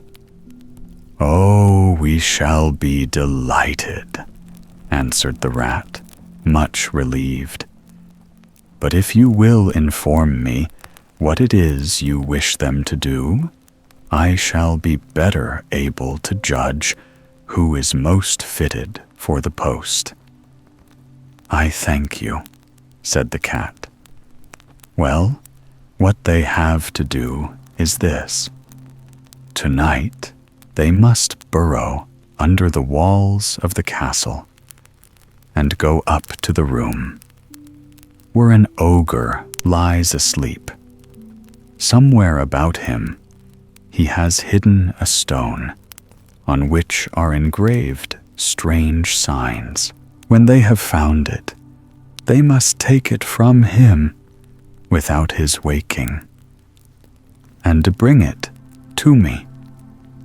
"Your orders shall be obeyed," replied the rat, and he went out to give his instructions. About midnight, the cat, who was still sleeping before the gate, was awakened by some water flung at her by the head rat, who could not make up his mind to open the doors.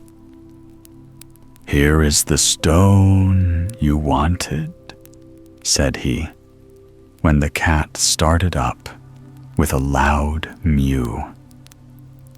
"If you will hold up your paws, I will drop it down." And so he did. "And now, farewell," continued the rat. "You have a long way to go, and will do well to start before daybreak." "Your counsel is good," replied the cat, smiling to itself, and putting the stone in her mouth, she went off to seek the falcon. Now, all this time, neither the cat nor the falcon had had any food, and the falcon soon got tired carrying such a heavy burden. When night arrived, he declared he could go no further, but would spend it on the banks of a river. "And it is my turn to take care of the stone," said he, "or it will seem as if you had done everything and I nothing. No, I got it, and I will keep it," answered the cat, who was tired and cross, and they began a fine quarrel. But, unluckily, in the midst of it, the cat raised her voice, and the stone fell into the ear of a big fish which happened to be swimming by. And though both the cat and the falcon sprang into the water after it, they were too late. Half drowned and more than half choked, the two faithful servants scrambled back to land again. The falcon flew to a tree and spread his wings in the sun to dry, but the cat, after giving herself a good shake, began to scratch up the sandy banks and to throw the bits into the stream. "What are you doing that for?" asked a little fish. "Do you know that you are making the water quite muddy?" "That doesn't matter at all to me," answered the cat. "I am going to fill up all the river so that the fishes may die." "That is very unkind, as we have never done you any harm," replied the fish. "Why are you so angry with us?" "Because one of you has got a stone of mine, a stone with strange signs upon it, which dropped into the water. If you will promise to get it back for me, why, perhaps I will leave your river alone." "I will certainly try," answered the fish in a great hurry. "But you must have a little patience, as it may not be an easy task." And in an instant, his scales might be seen flashing quickly along. The fish swam as fast as he could to the sea, which was not far distant, and calling together all his relations who lived in the neighborhood, he told them of the terrible danger which threatened the dwellers in the river. "None of us has got it," said the fishes, shaking their heads. "But in the bay yonder, there is a tunny who, although he is so old, always goes everywhere. He will be able to tell you about it, if anyone can." So the little fish swam off to the tunny and again related his story. "Why, I was up that river only a few hours ago," cried the tunny. "And as I was coming back, something fell into my ear. And there it is still, for I went to sleep when I got home and forgot all about it. Perhaps it may be what you want." And stretching up his tail, he whisked out the stone. "Yes, I think that must be it," said the fish with joy. And taking the stone in his mouth, he carried it to the place where the cat was waiting for him.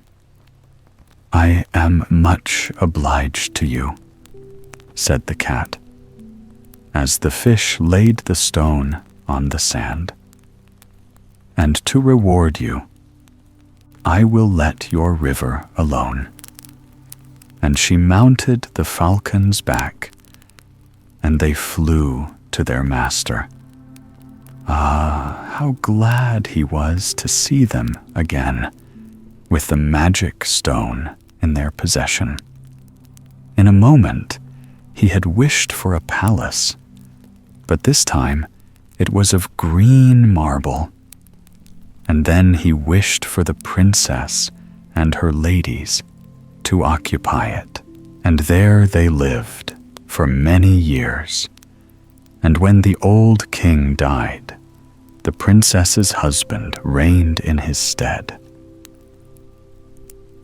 The Adventures of Covan the Brown-Haired, from Les Contes des Fées, par Madame d'Aulnoy, on the shores of the West, where the great hills stand with their feet in the sea, dwelt a goatherd and his wife, together with their 3 sons and 1 daughter.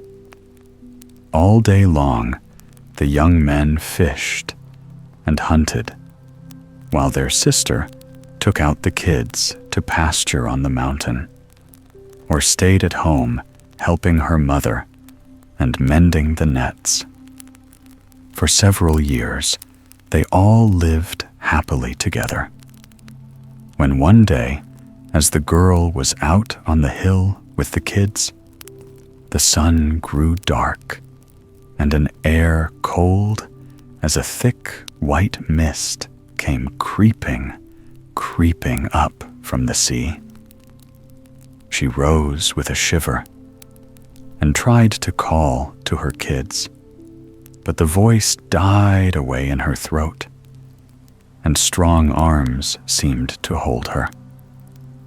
Loud were the wails in the hut by the sea when the hours passed on and the maiden came not. Many times the father and brothers jumped up, thinking they heard her steps. But in the thick darkness, they could scarcely see their own hands, nor could they tell where the river lay, nor where the mountain. One by one, the kids came home, and at every bleat, someone hurried to open the door, but no sound broke the stillness. Through the night, no one slept, and when morning broke and the mist rolled back, they sought the maiden by sea and by land, but never a trace of her could be found anywhere. Thus, a year and a day slipped by, and at the end of it, Gorla of the flocks and his wife seemed suddenly to have grown old. Their sons, too, were sadder than before, for they loved their sister well, and had never ceased to mourn for her. At length, Ardan the eldest spoke and said, "It is now a year and a day since our sister was taken from us, and we have waited in grief and patience for her to return. Surely some evil has befallen her, or she would have sent us a token to put our hearts at rest. And I have vowed to myself that my eyes shall not know sleep, till, living or dead, I have found her. If you have vowed, then must you keep your vow," answered Gorla. "But better had it been if you had first asked your father's leave before you made it. Yet, since it is so, your mother will bake you a cake for you to carry with you on your journey. Who can tell how long it may be?" So the mother arose and baked not 1 cake, but 2, a big one and a little one. "Choose, my son," said she. "Will you have the little cake with your mother's blessing, or the big one without it, in that you have set aside your father and taken on yourself to make a vow?" "I will have the large cake," answered the youth. "For what good would my mother's blessing do for me if I was dying of hunger?" And taking the big cake, he went his way. Straight on he strode, letting neither hill nor river hinder him. Swiftly he walked, swiftly as the wind that blew down the mountain. The eagles and the gulls looked on from their nests as he passed, leaving the deer behind him. But at length he stopped, for hunger had seized on him, and he could walk no more. Trembling with fatigue, he sat himself on a rock and broke a piece off his cake. "Spare me a morsel, Ardan, son of Gorla," asked a raven, fluttering down towards him. "Seek food elsewhere, O bearer of ill news," answered Ardan, son of Gorla. "It is but little I have for myself." And he stretched himself out for a few moments, then rose to his feet again. On and on went he, till the little birds flew to their nests, and the brightness died out of the sky, and a darkness fell over the earth. On and on and on, till at last he saw a beam of light streaming from a house, and hastened towards it. The door was opened, and he entered, but paused when he beheld an old man lying on a bench by the fire, while seated opposite him was a maiden combing out the locks of her golden hair with a comb of silver. "Welcome, fair youth," said the old man, turning his head. "Sit down and warm yourself, and tell me how fares the outer world. It is long since I have seen it." "All my news is that I am seeking service," answered Ardan, son of Gorla. "I have come from far since sunrise, and glad was I to see the rays of your lamp stream into the darkness. I need someone to herd my 3 dun cows, which are hornless," said the old man. "If, for the space of a year, you can bring them back to me each evening before the sun sets, I will make you payment that will satisfy your soul." But here the girl looked up and answered quickly, "Ill will come of it, if he listens to your offer. Counsel unsought is worth nothing," replied rudely Ardan, son of Gorla. "It would be little indeed that I am fit for if I cannot drive 3 cows out to pasture and keep them safe from the wolves that may come down from the mountains. Therefore, good father, I will take service with you at daybreak, and ask no payment till the new year dawns." Next morning, the bell of the deer was not heard amongst the fern, before the maiden, with the hair of gold, had milked the cows, and led them in front of the cottage where the old man and Ardan, son of Gorla, awaited them. "Let them wander where they will," he said to his servant, "and never seek to turn them from their way, for well they know the fields of good pasture, but take heed to follow always behind them, and suffer nothing that you see, and naught that you hear, to draw you into leaving them. Now go, and may wisdom go with you." As he ceased speaking, he touched one of the cows on her forehead, and she stepped along the path, with the 2 others, one on each side, as he had been bidden. Behind them came Ardan, son of Gorla, rejoicing in his heart that work so easy had fallen to his lot.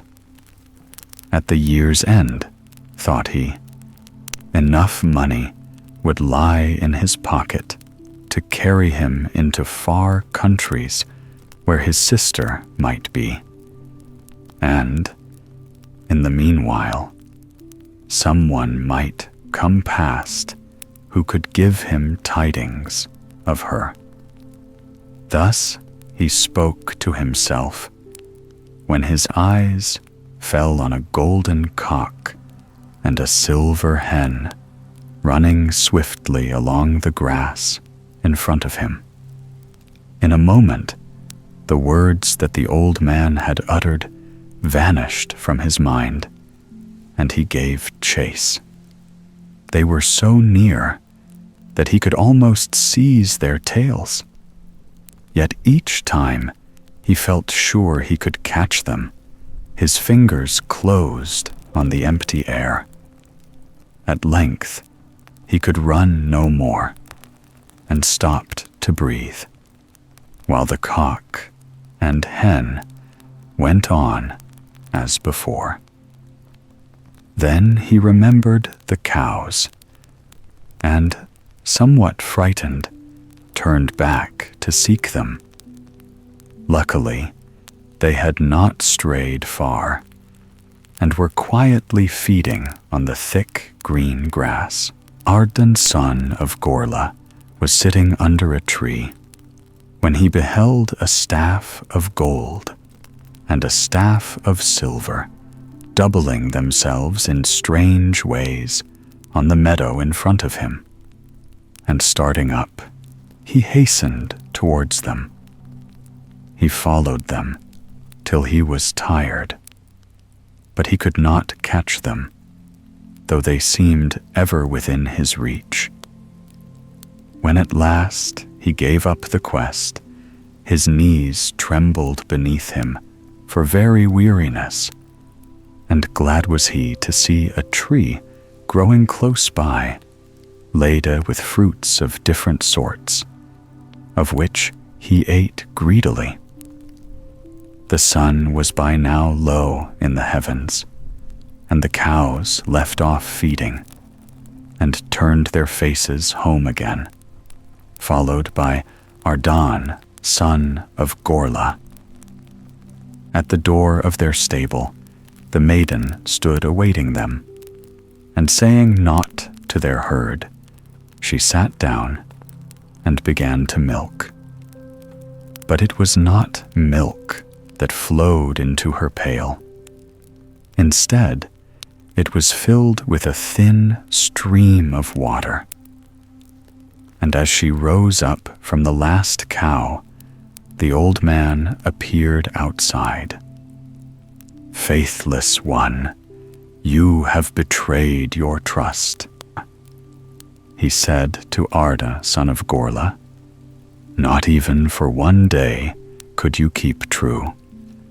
Well, you shall have your reward at once, that others may take warning from you."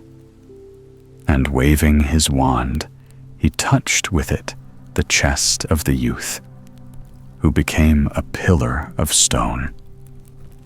Now Gorla of the flocks and his wife were full of grief that they had lost a son as well as a daughter, for no tidings had come to them of Ardan, their eldest born. At length, when 2 years and 2 days had passed since the maiden had led her kids to feed on the mountain and had been seen no more, Ruais, second son of Gorla, rose up one morning and said, "Time is long without my sister and Ardan my brother, so I have vowed to seek them wherever they may be." And his father answered, "Better it had been if you had first asked my consent and that of your mother. But as you have vowed, so must you do." Then he bade his wife make a cake, but instead she made 2, and offered Ruais his choice, as she had done to Ardan. Like Ardan, Ruais chose the large, unblessed cake and set forth on his way, doing always, though he knew it not, that which Ardan had done. So needless is it to tell what befell him till he too stood, a pillar of stone, on the hill behind the cottage, so that all men might see the fate that awaited those who broke their faith. Another year and a day passed by, when Covan the brown-haired, youngest son of Gorla of the flocks, one morning spake to his parents, saying, "It is more than 3 years since my sister left us. My brothers have also gone, no one know whither. And of us 4, none remains but I. No, therefore I long to seek them. And I pray you and my mother to place no hindrance in my way." And his father answered, "Go then, and take our blessing with you." So the wife of Gorla of the flocks baked 2 cakes, one large and one small. And Covan took the small one and started on his quest.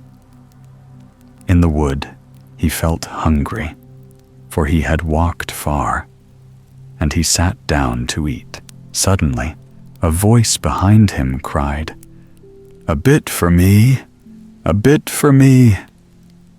And looking round, he beheld the black raven of the wilderness.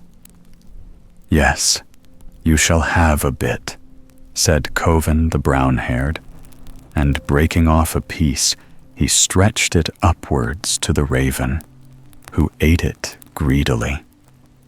Then Covan arose and went forward, till he saw the light from the cottage streaming before him. And glad was he, for night was at hand. "Maybe I shall find some work there," he thought, "and at least I shall gain money to help me in my search. For who knows how far my sister and my brothers may have wandered." The door stood open, and he entered, and the old man gave him welcome, and the golden-haired maiden likewise. As happened before, he was offered by the old man to herd his cows. And as she had done to his brothers, the maiden counseled him to leave such work alone. But instead of answering rudely, like both Ardan and Ruais, he thanked her with courtesy, though he had no mind to heed her. And he listened to the warnings and words of his new master. Next day, he set forth at dawn with the dun cows in front of him, and followed patiently wherever they might lead him.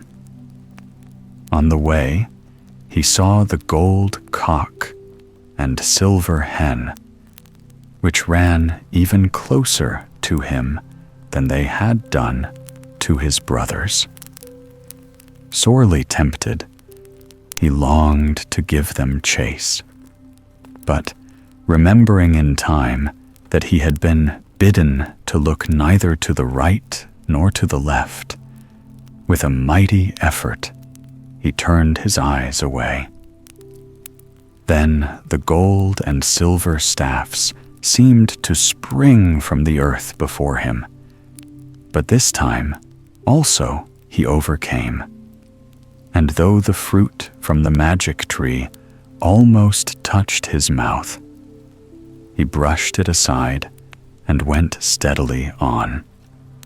That day the cows wandered farther than ever they had done before, and never stopped till they had reached a moor where the heather was burning.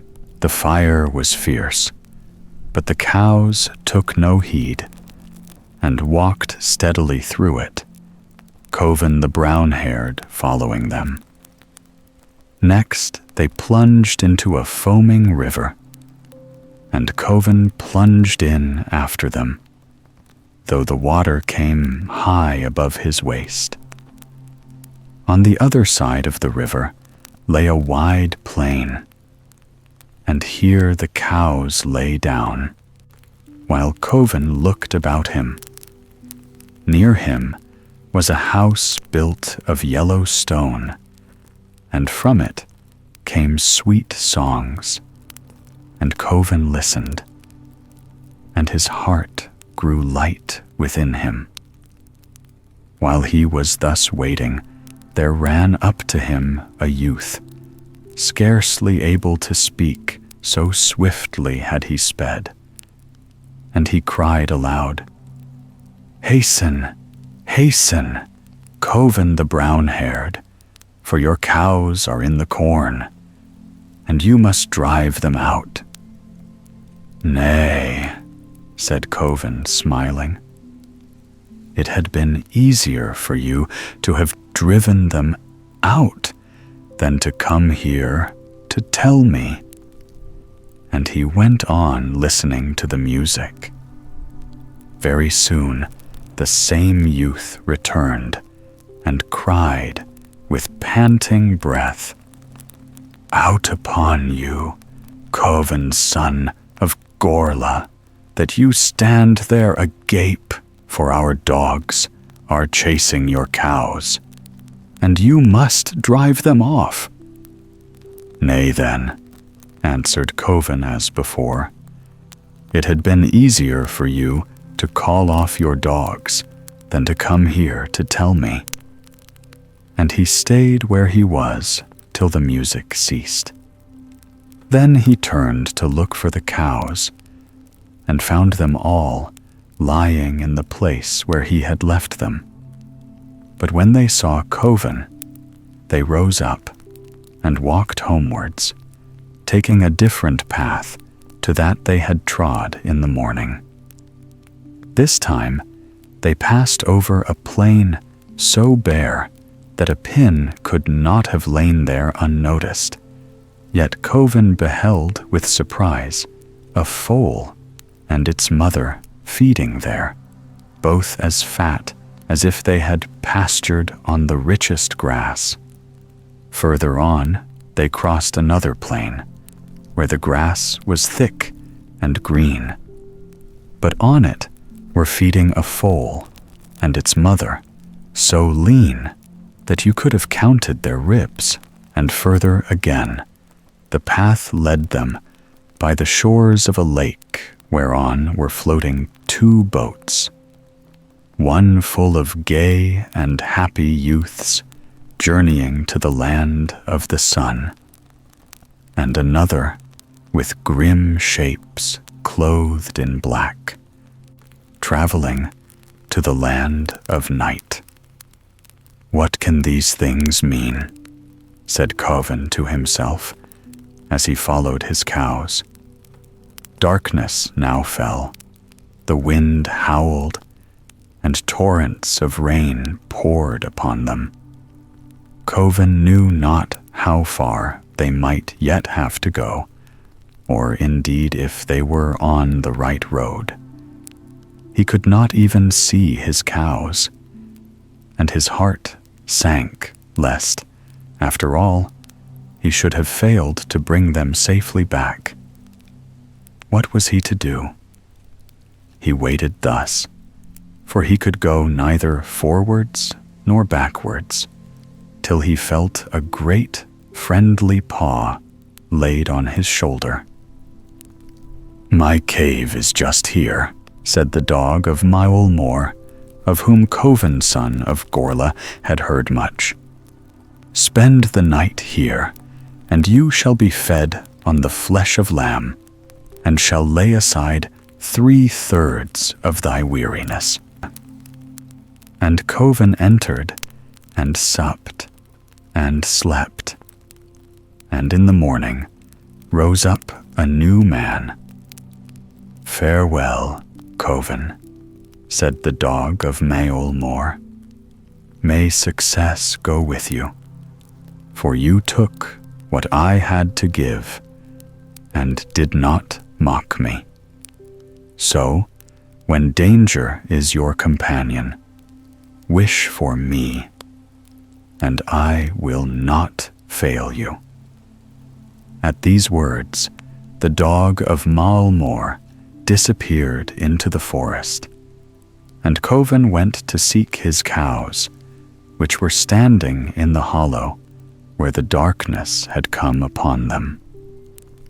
At the sight of Covan, the brown-haired, they walked onwards, Covan following ever behind them, and looking neither to the right nor to the left. All that day they walked, and when night fell, they were in a barren plain, with only rocks for shelter. "We must rest here as best we can," spoke Covan to the cows, and they bowed their heads and lay down in the place where they stood. Then came the black raven of Cori nan Creag, whose eyes never closed, and whose wings never tired. And he fluttered before the face of Covan, and told him that he knew of a cranny in the rock where there was food in plenty, and soft moss for a bed. "Go with me thither," he said to Covan, "and you shall lay aside 3/3 of your weariness, and depart in the morning refreshed." And Covan listened thankfully to his words, and at dawn he rose up to seek his cows. "Farewell," cried the black raven. "You trusted me, and took all I had to offer in return for the food you once gave me. So if in time to come you need a friend, wish for me, and I will not fail you." As before, the cows were standing in the spot where he had left them, ready to set out. All that day they walked on and on and on, Covan son of Gorla walking behind them, till night fell, while they were on the banks of a river. "We can go no further," spake Covan to the cows, and they began to eat the grass by the side of the stream, while Covan listened to them and longed for some supper also, for they had traveled far, and his limbs were weak under him. Then there was a swish of water at his feet, and out peeped the head of the famous otter Doran Dawn of the stream. "Trust to me, and I will find you warmth and shelter," said Doran Dawn, "and for food, fish in plenty." And Covan went with him, thankfully, and ate and rested, and laid aside 3/3 of his weariness. At sunrise, he left his bed of dried seaweed, which had floated up with the tide, and with a grateful heart bade farewell to Doran Dawn. "Because you trusted me and took what I had to offer, you have made me your friend, Covan," said Doran Dawn. "And if you should be in danger and need help from one who can swim a river or dive beneath a wave, call to me, and I will come to you." Then he plunged into the stream and was seen no more. The cows were standing ready in the place where Covan had left them, and they journeyed on all that day, till, when night fell, they reached the cottage. Joyful indeed was the old man as the cows went into their stables, and he beheld the rich milk that flowed into the pail of the golden-haired maiden with the silver comb. "You have done well indeed," he said to Covan, son of Gorla. "And now, what would you have as a reward?" "I want nothing for myself," answered Covan the brown-haired, "but I ask you to give me back my brothers and my sister, who have been lost to us for 3 years past. You are wise and know the lore of fairies and of witches. Tell me where I can find them and what I must do to bring them to life again." The old man looked grave at the words of Covan. "Yes, truly I know where they are," answered he, "and I say not that they may not be brought to life again. But the perils are great, too great for you to overcome." "Tell me what they are," said Covan again, "and I shall know better if I may overcome them. Listen, then, and judge. In the mountain yonder, there dwells a roe, white of foot, with horns that branch like the antlers of a deer. On the lake that leads to the land of the sun floats a duck, whose body is green and whose neck is of gold. In the pool of Cori Bui swims a salmon with a skin that shines like silver and whose gills are red. Bring them all to me, and then you shall know where dwell your brothers and your sister. Tomorrow, at cock-crow, I will be gone," answered Covan. The way to the mountain lay straight before him, and when he had climbed high, he caught sight of the roe with the white feet and the spotted sides on the peak in front. Full of hope, he set out in pursuit of her. But by the time he had reached that peak, she had left it and was to be seen on another. And so it always happened. And Covan's courage had well nigh failed him, when the thought of the dog of Maul Moor darted into his mind. "Oh, that he was here!" he cried, and looking up, he saw him. "Why did you summon me?" asked the dog of Maul Moor. And when Covan had told him of his trouble, and how the roe always led him further and further, the dog only answered, "Fear nothing. I will soon catch her for you." And in a short while he laid the roe unhurt at Covan's feet. "What will you wish me to do with her?" said the dog. And Covan answered, "The old man bade me bring her, and the duck with the golden neck, and the salmon with the silver sides to his cottage.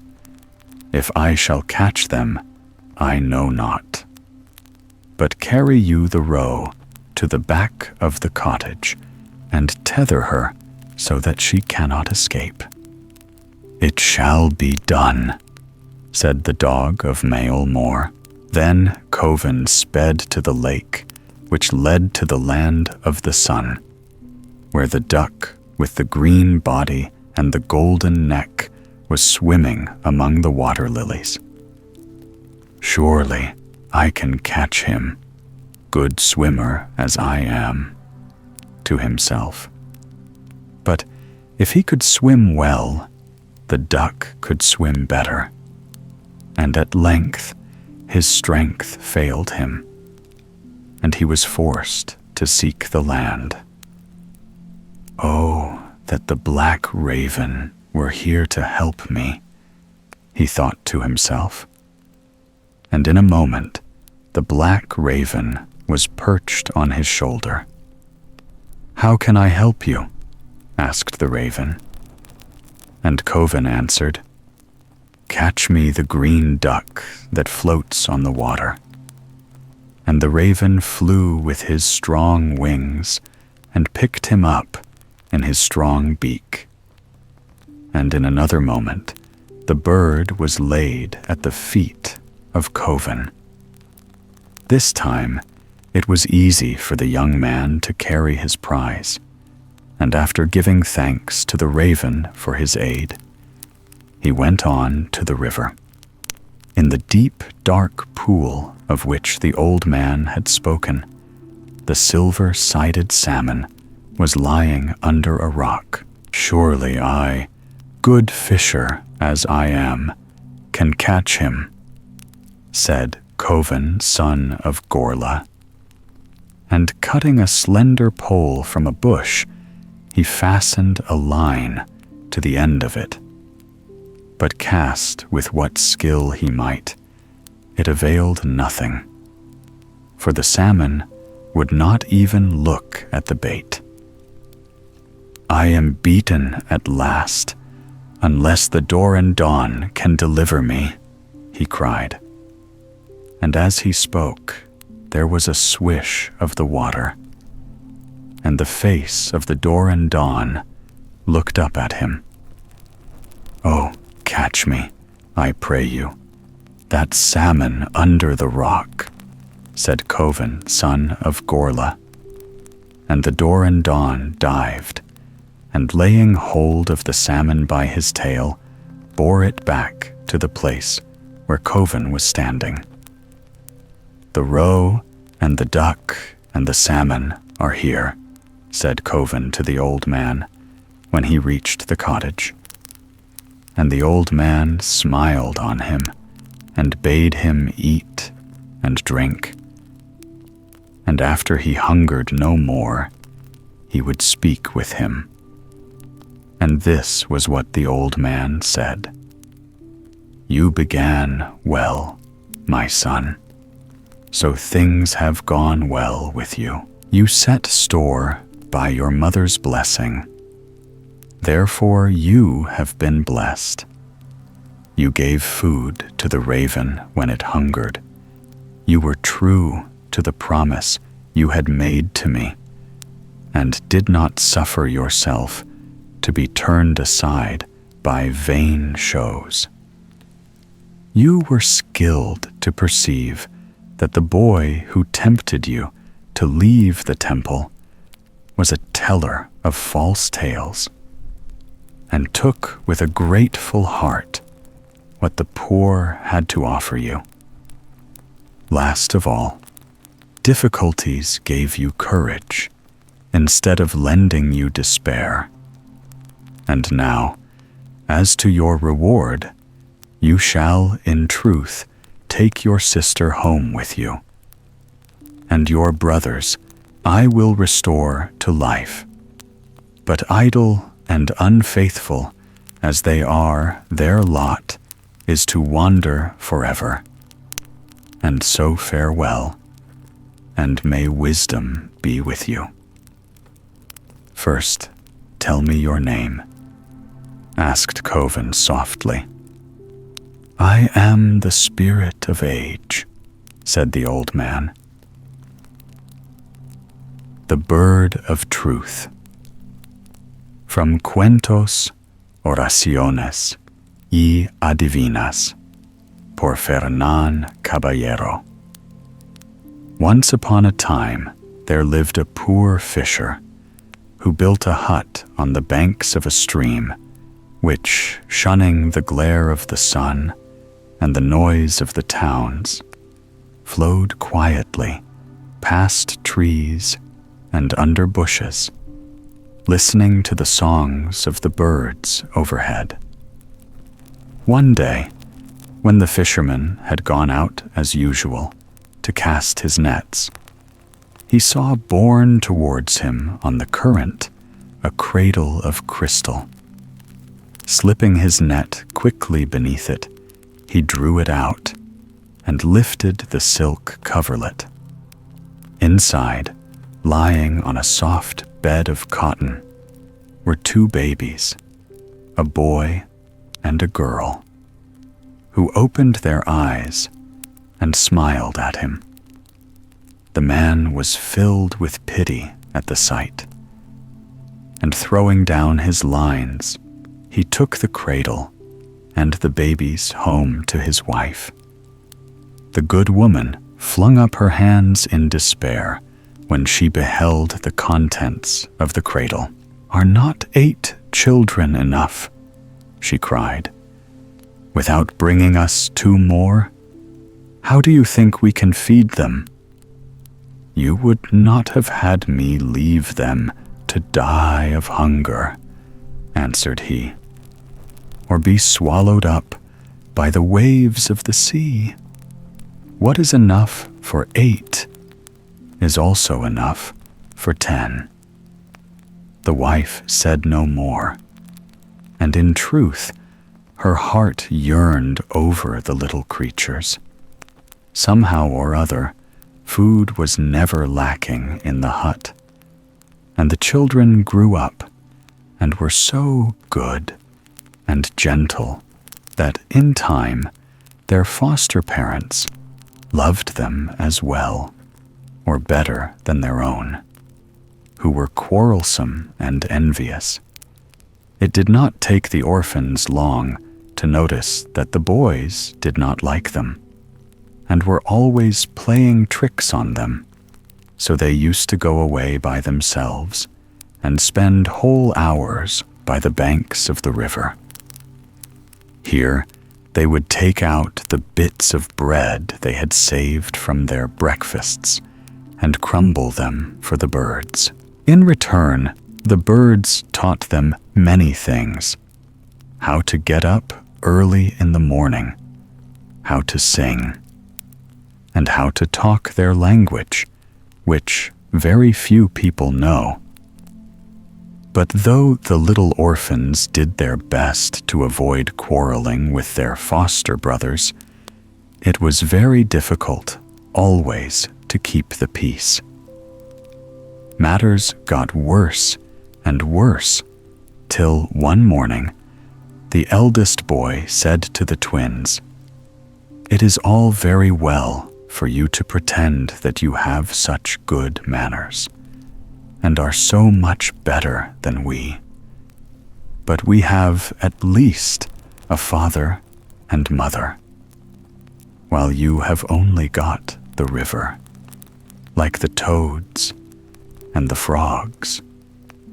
The poor children did not answer the insult, but it made them very unhappy, and they told each other in whispers that they could not stay there any longer, but must go into the world and seek their fortunes. So next day, they arose as early as the birds and stole downstairs without anybody hearing them. One window was open, and they crept softly out and ran to the side of the river. Then, feeling as if they had found a friend, they walked along its banks, hoping that by and by they should meet someone to take care of them. The whole of that day, they went steadily on without seeing a living creature, till, in the evening, Weary and footsore, they saw before them a small hut. This raised their spirits for a moment, but the door was shut, and the hut seemed empty. And so great was their disappointment that they almost cried. However, the boy fought down his tears and said cheerfully, "Well, at any rate, here is a bench where we can sit down, and when we are rested, we will think what is best to do next." Then they sat down, and for some time they were too tired even to notice anything. But by and by, they saw that under the tiles of the roof a number of swallows were sitting, chattering merrily to each other. Of course, the swallows had no idea that the children understood their language, or they would not have talked so freely. But as it was, they said whatever came into their heads. "Good evening, my fine city madam," remarked a swallow, whose manners were rather rough and countrified, to another who looked particularly distinguished. "Happy, indeed, are the eyes that behold you. Only think of your having returned to your long-forgotten country friends, after you have lived for years in a palace." "I have inherited this nest from my parents," replied the other, "and as they left it to me, I certainly shall make it my home. But," she added politely, "I hope that you and all your family are well?" "Very well indeed, I am glad to say. But my poor daughter had a short time ago such bad inflammation in her eyes that she would have gone blind had I not been able to find the magic herb, which cured her at once." "And how is the nightingale singing? Does the lark soar as high as ever? And does the linnet dress herself as smartly?" But here the country swallow drew herself up. "I never talk gossip," she said severely. "Our people, who were once so innocent and well-behaved, have been corrupted by the bad examples of men. It is 1,000 pities. What? Innocence and good behavior are not to be met with among birds, nor in the country. My dear friend, what are you saying? The truth, and nothing more. Imagine, when we returned here, we met some linnets who, just as the spring and the flowers and the long days had come, were setting out for the north and the cold. Out of pure compassion, we tried to persuade them to give up this folly. But they only replied with the utmost insolence." "How shocking!" exclaimed the city swallow. "Yes, it was, and worse than that, the crested lark, that was formerly so timid and shy, is now no better than a thief, and steals maize and corn whenever she can find them. I am astonished at what you say. You will be more astonished when I tell you that on my arrival here for the summer, I found my nest occupied by a shameless sparrow." "This is my nest," I said. "Yours?" he answered, with a rude laugh. "Yes, mine. My ancestors were born here, and my sons will be born here also. And at that, my husband set upon him and threw him out of the nest. I am sure nothing of this sort ever happens in a town. Not exactly, perhaps, but I have seen a great deal. If you only knew. Oh, do tell us, cried they all. And when they had settled themselves comfortably, the city swallow began. You must know, then, that our king fell in love with the youngest daughter of a tailor, who was as good and gentle as she was beautiful. His nobles hoped that he would have chosen a queen from one of their daughters and tried to prevent the marriage. But the king would not listen to them, and it took place. Not many months later, a war broke out, and the king rode away at the head of his army, while the queen remained behind, very unhappy at the separation. When peace was made and the king returned, he was told that his wife had had 2 babies in his absence, but that both were dead, that she herself had gone out of her mind and was obliged to be shut up in a tower in the mountains, where, in time, the fresh air might cure her. And was this not true? Asked the swallows eagerly. Of course not, answered the city lady, with some contempt for their stupidity. The children were alive at that very moment in the gardener's cottage, but at night the chamberlain came down and put them in a cradle of crystal, which he carried to the river. For a whole day they floated safely, for though the stream was deep, it was very still, and the children took no harm. In the morning, so I am told by my friend the kingfisher, they were rescued by a fisherman who lived near the riverbank. The children had been lying on the bench, listening lazily to the chatter up to this point. But when they heard the story of the crystal cradle, which their foster mother had always been fond of telling them, they sat upright and looked at each other.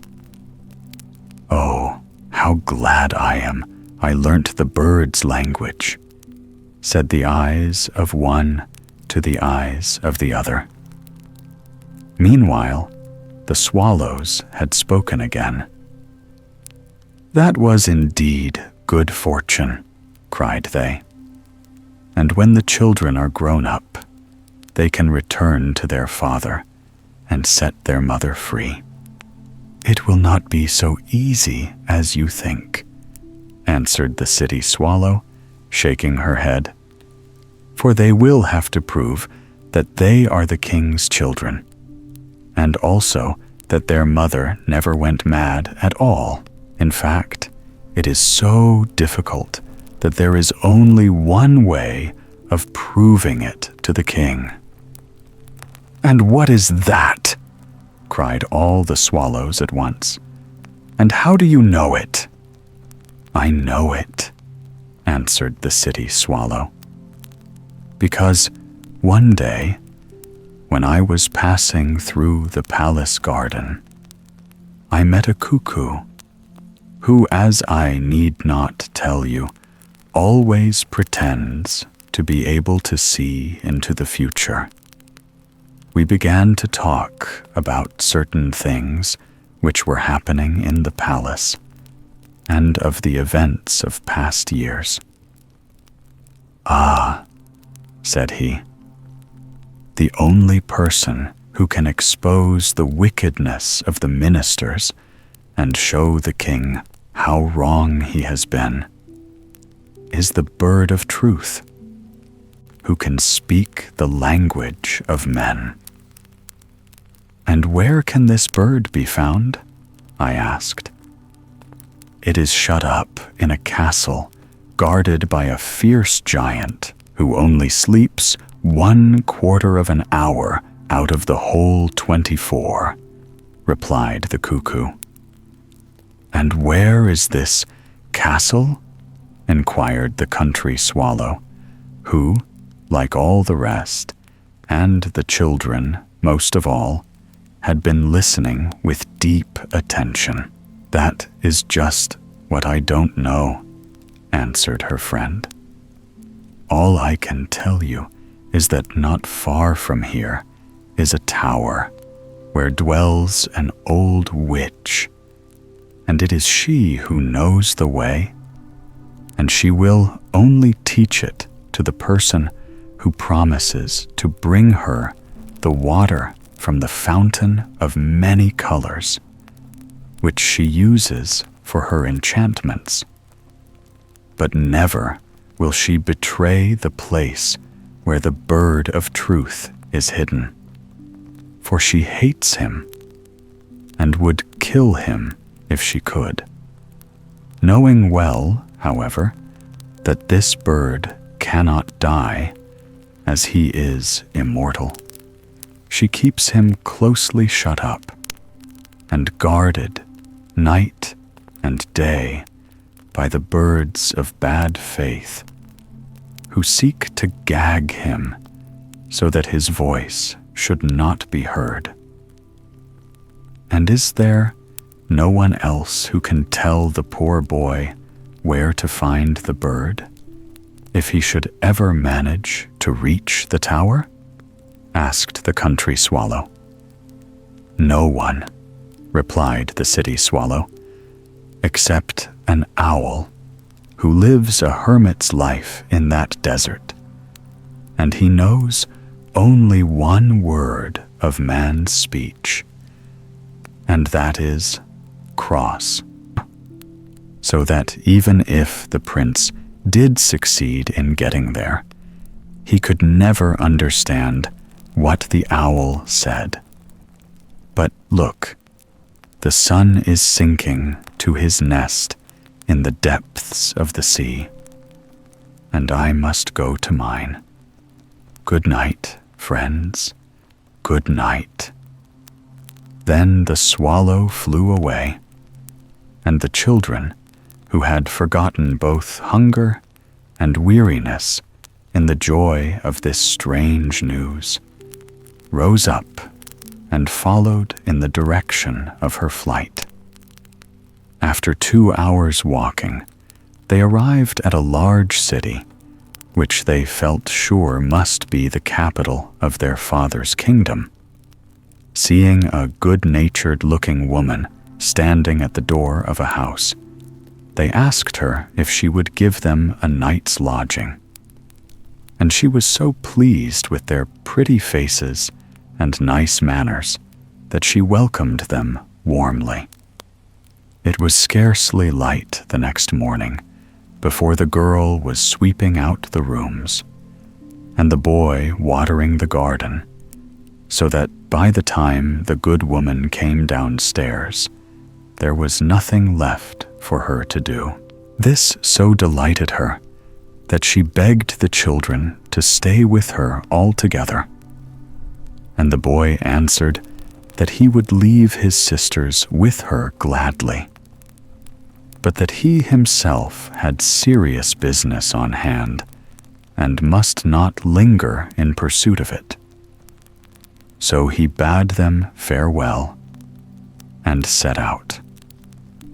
For 3 days he wandered by the most out-of-the-way paths, but no signs of a tower were to be seen anywhere.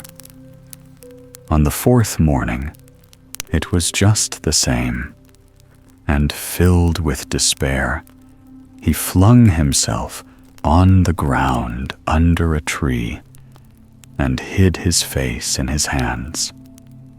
In a little while, he heard a rustling over his head, and looking up, he saw a turtle dove watching him with her bright eyes. "Oh, dove," cried the boy, addressing the bird in her own language. "Oh, dove, tell me, I pray you, where is the castle of Come and Never Go?" "Poor child," answered the dove, "who has sent you on such a useless quest?" "My good or evil fortune," replied the boy, "I know not which, Besur." "To get there," said the dove, "you must follow the wind, which today is blowing towards the castle." The boy thanked her and followed the wind, fearing all the time that it might change its direction and lead him astray.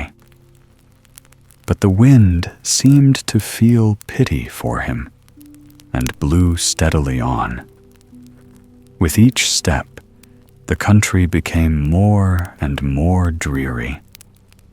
But at nightfall, the child could see behind the dark and bare rocks something darker still. This was the tower in which dwelt the witch, and seizing the knocker, he gave 3 loud knocks, which were echoed in the hollows of the rocks around. The door opened slowly, and there appeared on the threshold an old woman holding up a candle to her face, which was so hideous that the boy involuntarily stepped backwards, almost as frightened by the troop of lizards, beetles, and such creatures that surrounded her, as by the woman herself. "Who are you, who dare to knock at my door and wake me?" cried she. "Be quick and tell me what you want, or it will be the worse for you." "Madam," answered the child, "I believe that you alone know the way to the castle of Come and Never Go, and I pray you to show it to me." "Very good," replied the witch, with something that she meant for a smile. "But today it is late. Tomorrow you shall go. Now enter, and you shall sleep with my lizards." "I cannot stay," said he. "I must go back at once, so as to reach the road from which I started before day dawns." "If I tell you, will you promise me that you will bring me this jar full of the many-colored water from the spring in the courtyard of the castle?" asked she. "If you fail to keep your word, I will change you into a lizard forever." "I promise," answered the boy. Then the old woman called to a very thin dog and said to him, "Conduct this pig of a child to the castle of Come and Never Go, and take care that you warn my friend of his arrival." And the dog arose and shook itself and set out. At the end of 2 hours, they stopped in front of a large castle, big and black and gloomy, whose doors stood wide open, although neither sound nor light gave sign of any presence within. The dog, however, seemed to know what to expect, and after a wild howl, went on. But the boy, who was uncertain whether this was the quarter of an hour when the giant was asleep, hesitated to follow him, and paused for a moment under a wild olive that grew nearby. the only tree which he had beheld since he had parted from the dove. "Oh, heaven, help me!" cried he. "Cross, cross!" answered a voice.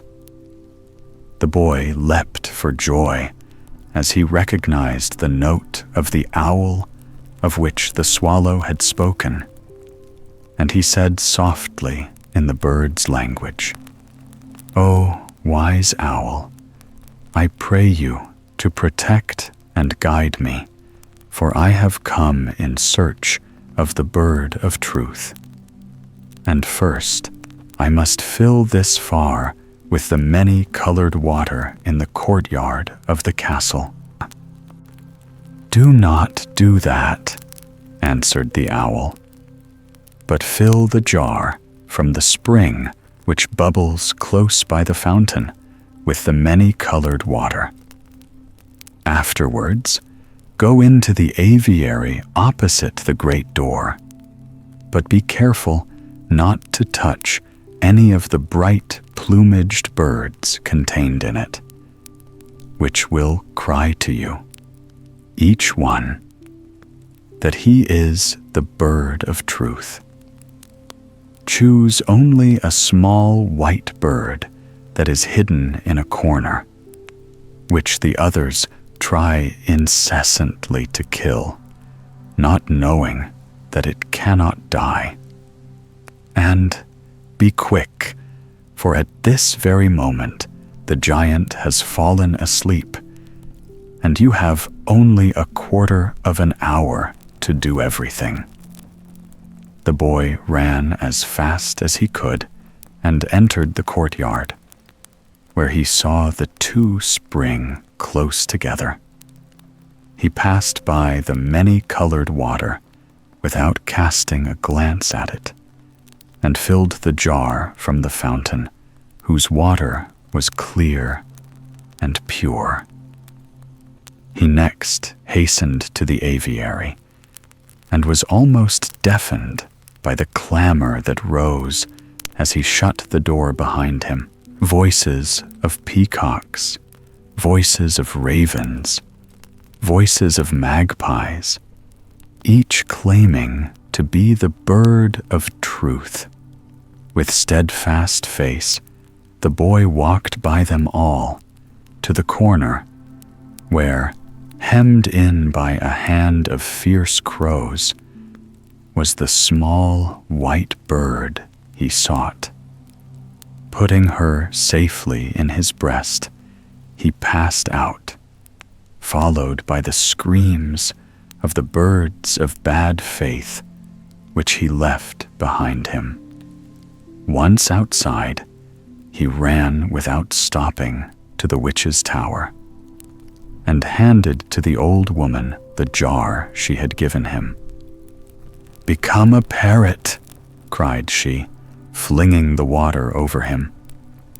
But instead of losing his shape, as so many had done before, he only grew 10 times handsomer, for the water was enchanted for good and not ill. Then the creeping multitude around the witch hastened to roll themselves in the water and stood up, human beings again. When the witch saw what was happening, she took a broomstick and flew away. Who can guess the delight of the sister at the sight of her brother, bearing the bird of truth? But although the boy had accomplished much, something very difficult yet remained, and that was how to carry the bird of truth to the king without her being seized by the wicked courtiers, who would be ruined by the discovery of their plot. Soon, no one knew how, the news spread abroad that the bird of truth was hovering round the palace, and the courtiers made all sorts of preparations to hinder her reaching the king. They got ready weapons that were sharpened, and weapons that were poisoned. They sent for eagles and falcons to hunt her down, and constructed cages and boxes in which to shut her up if they were not able to kill her. They declared that her white plumage was really put on to hide her black feathers. In fact, there was nothing they did not do in order to prevent the king from seeing the bird, or from paying attention to her words if he did. As often happens in these cases, the courtiers brought about that which they feared. They talked so much about the bird of truth that at last the king heard of it and expressed a wish to see her. The more difficulties that were put in his way, the stronger grew his desire, and in the end, the king published a proclamation that whoever found the bird of truth should bring her to him without delay. As soon as he saw this proclamation, the boy called his sister, and they hastened to the palace. The bird was buttoned inside his tunic, but, as might have been expected, the courtiers barred the way and told the child that he could not enter. It was in vain that the boy declared that he was only obeying the king's commands. The courtiers only replied that His Majesty was not yet out of bed, and it was forbidden to wake him. They were still talking, when, suddenly, the bird settled the question by flying upwards through an open window into the king's own room.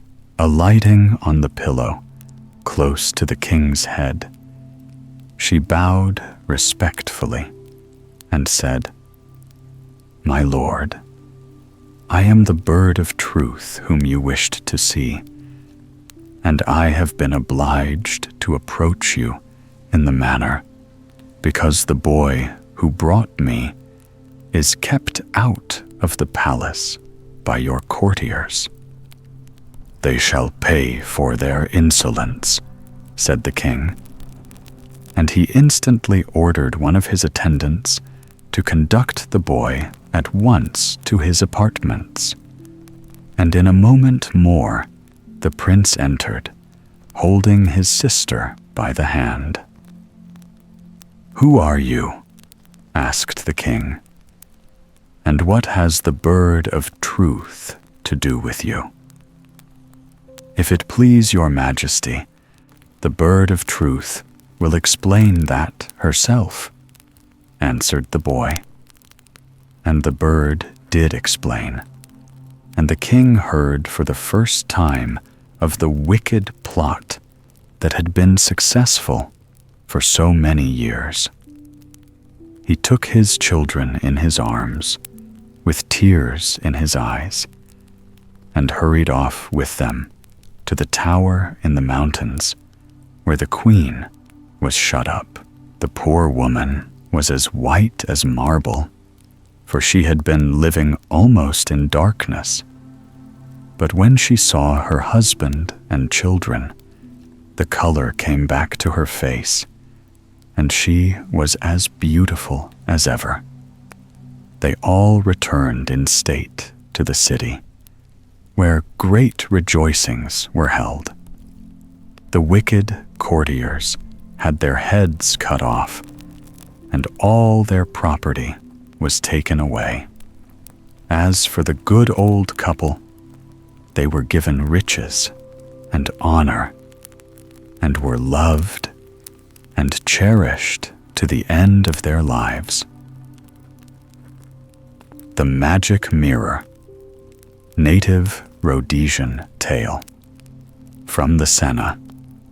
A long, long while ago, before ever the white men were seen in Senna, there lived a man called Gopani Kufa. One day, as he was out hunting, he came upon a strange sight. An enormous python had caught an antelope and coiled itself around it. The antelope, striking out in despair with its horns, had pinned the python's neck to a tree, and so deeply had its horns sunk in the soft wood that neither creature could get away. "Help!" cried the antelope, "for I was doing no harm, yet I have been caught, and would have been eaten had I not defended myself." "Help me," said the python, "for I am Insato, king of all the reptiles, and will reward you well." Gopani Kufa considered for a moment.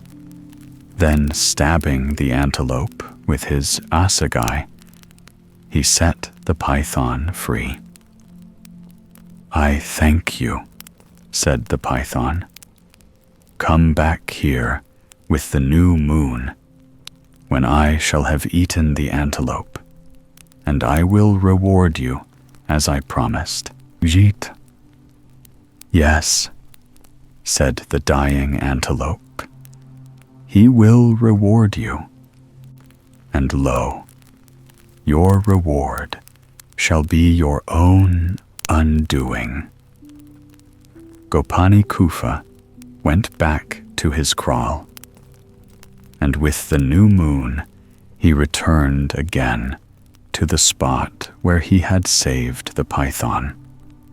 Insato was lying upon the ground, still sleepy from the effects of his huge meal, and when he saw the man, he thanked him again, and said, "Come with me now to Pita, which is my own country, and I will give you what you will of all my possessions."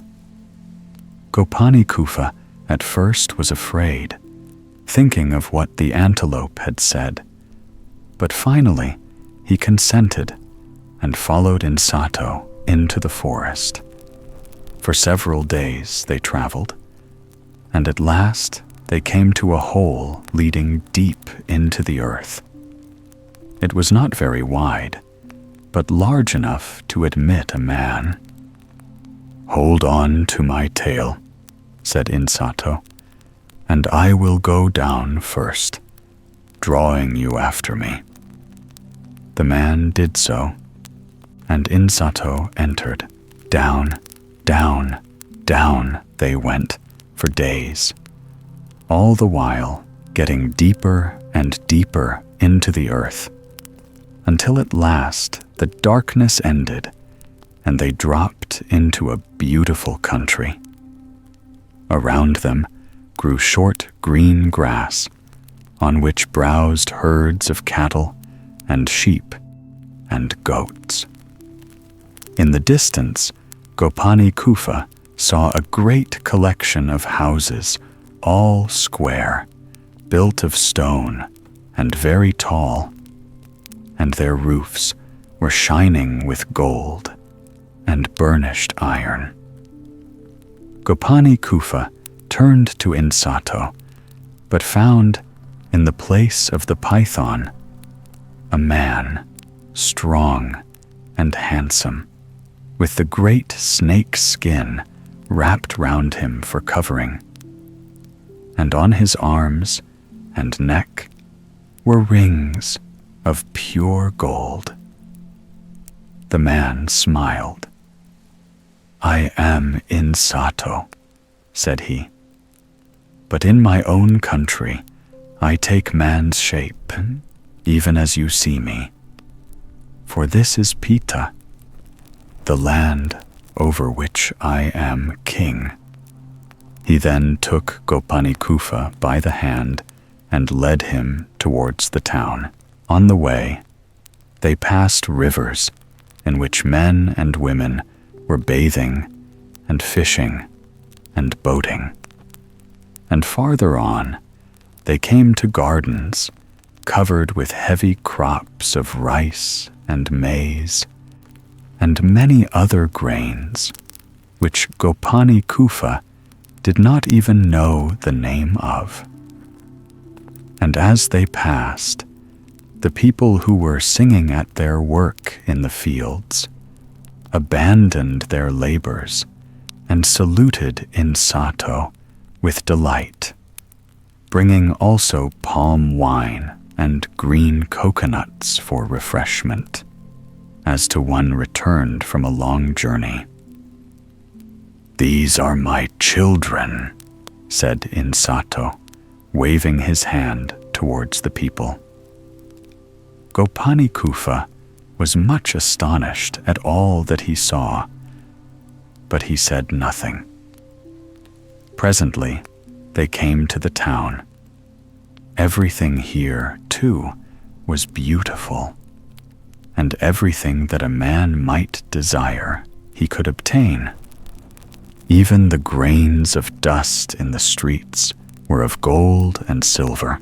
Insato conducted Gopani Kufa to the palace, and showing him his rooms and the maidens who would wait upon him, told him that they would have a great feast that night, and on the morrow he might name his choice of the riches of Pita, and it should be given him.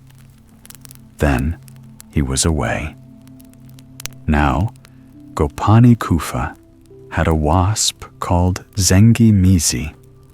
Zengi Mizi was not an ordinary wasp, for the spirit of the father of Gopani Kufa had entered it, so that it was exceedingly wise. In times of doubt, Gopani Kufa always consulted the wasp as to what had better be done. So on this occasion, he took it out of the little rush basket in which he carried it, saying, "Zengi Mizi, what gift shall I ask of Insato tomorrow, when he would know the reward he shall bestow on me for saving his life?" "Biz-z," hummed Zengi Mizi, "ask him for Sipao the mirror." And it flew back into its basket. Gopani Kufa was astonished at this answer, but knowing that the words of Zengi Mizi were true words, he determined to make the request. So that night they feasted, and on the morrow Insato came to Gopani Kufa, and giving him greeting joyfully, he said, "Now, O my friend, name your choice amongst my possessions, and you shall have it." "O king," answered Gopani Kufa, "out of all your possessions, I will have the mirror Sipao." The king started. "O friend, Gopani Kufa," he said, "ask anything but that. I did not think that you would request that which is most precious to me." "Let me think over it again then, O king," said Gopani Kufa, "and tomorrow I will let you know if I change my mind." But the king was still much troubled, fearing the loss of Sipao, for the mirror had magic powers, so that he who owned it had but to ask, and his wish would be fulfilled. To it, Insato owed all that he possessed. As soon as the king left him, Gopani Kufa again took Zengi Mizi out of his basket. "Zengi Mizi," he said, "the king seems loath to grant my request for the mirror. Is there not some other thing of equal value for which I might ask?" And the wasp answered, "There is nothing in the world O Gopani Kufa, which is of such value as this mirror, for it is a wishing mirror, and accomplishes the desires of him who owns it. If the king hesitates, go to him the next day, and the day after, and in the end he will bestow the mirror upon you, for you saved his life. And it was even so. For 3 days, Gopani Kufa returned the same answer to the king, and at last, with tears in his eyes, Insato gave him the mirror, which was of polished iron, saying, "Take Sipao, then, O Gopani Kufa, and may thy wishes come true. Go back now to thine own country. Sipao will show you the way."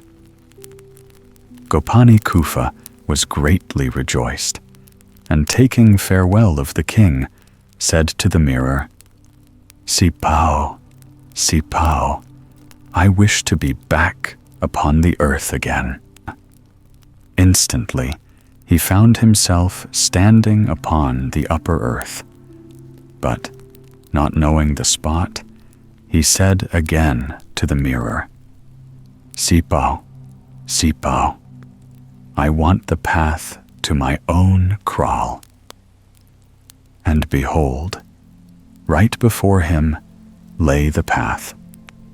When he arrived home, he found his wife and daughter mourning for him, for they thought that he had been eaten by lions. But he comforted them, saying that while following a wounded antelope, he had missed his way and had wandered for a long time before he had found the path again. That night he asked Zengi Mizi, in whom sat the spirit of his father, what he had better ask Sipao for next. "Bees," said the wasp, "would you not like to be as great a chief as Insato?" And Gopani Kufa smiled, and took the mirror, and said to it, "Sipao, Sipao, I want a town as great as that of Insato, the king of Pita, and I wish to be chief over it." Then all along the banks of the Zambezi River, which flowed nearby, sprang up streets of stone buildings, and their roofs shone with gold and burnished iron like those in Pita. And in the streets, men and women were walking, and young boys were driving out the sheep and cattle to pasture. And from the river came shouts and laughter from the young men and maidens who had launched their canoes and were fishing. And when the people of the new town beheld Gopani Kufa, they rejoiced greatly and hailed him as chief. Gopani Kufa was now as powerful as Insato, the king of the reptiles, had been. And he and his family moved into the palace that stood high above the other buildings, right in the middle of the town. His wife was too astonished at all these wonders to ask any questions. But his daughter Shasasa kept begging him to tell her how he had suddenly become so great. So at last he revealed the whole secret, and even entrusted Sipao, the mirror, to her care, saying, "It will be safer with you, my daughter, for you dwell apart, whereas men come to consult me on affairs of state, and the mirror might be stolen. Then Shasasa took the magic mirror and hid it beneath her pillow. And after that, for many years, Gopani Kufa ruled his people both well and wisely, so that all men loved him, and never once did he need to ask Sipao to grant him a wish. Now it happened that after many years, when the hair of Gopani Kufa was turning gray with age, there came white men to that country. Up the Zambezi they came, and they fought long and fiercely with Gopani Kufa.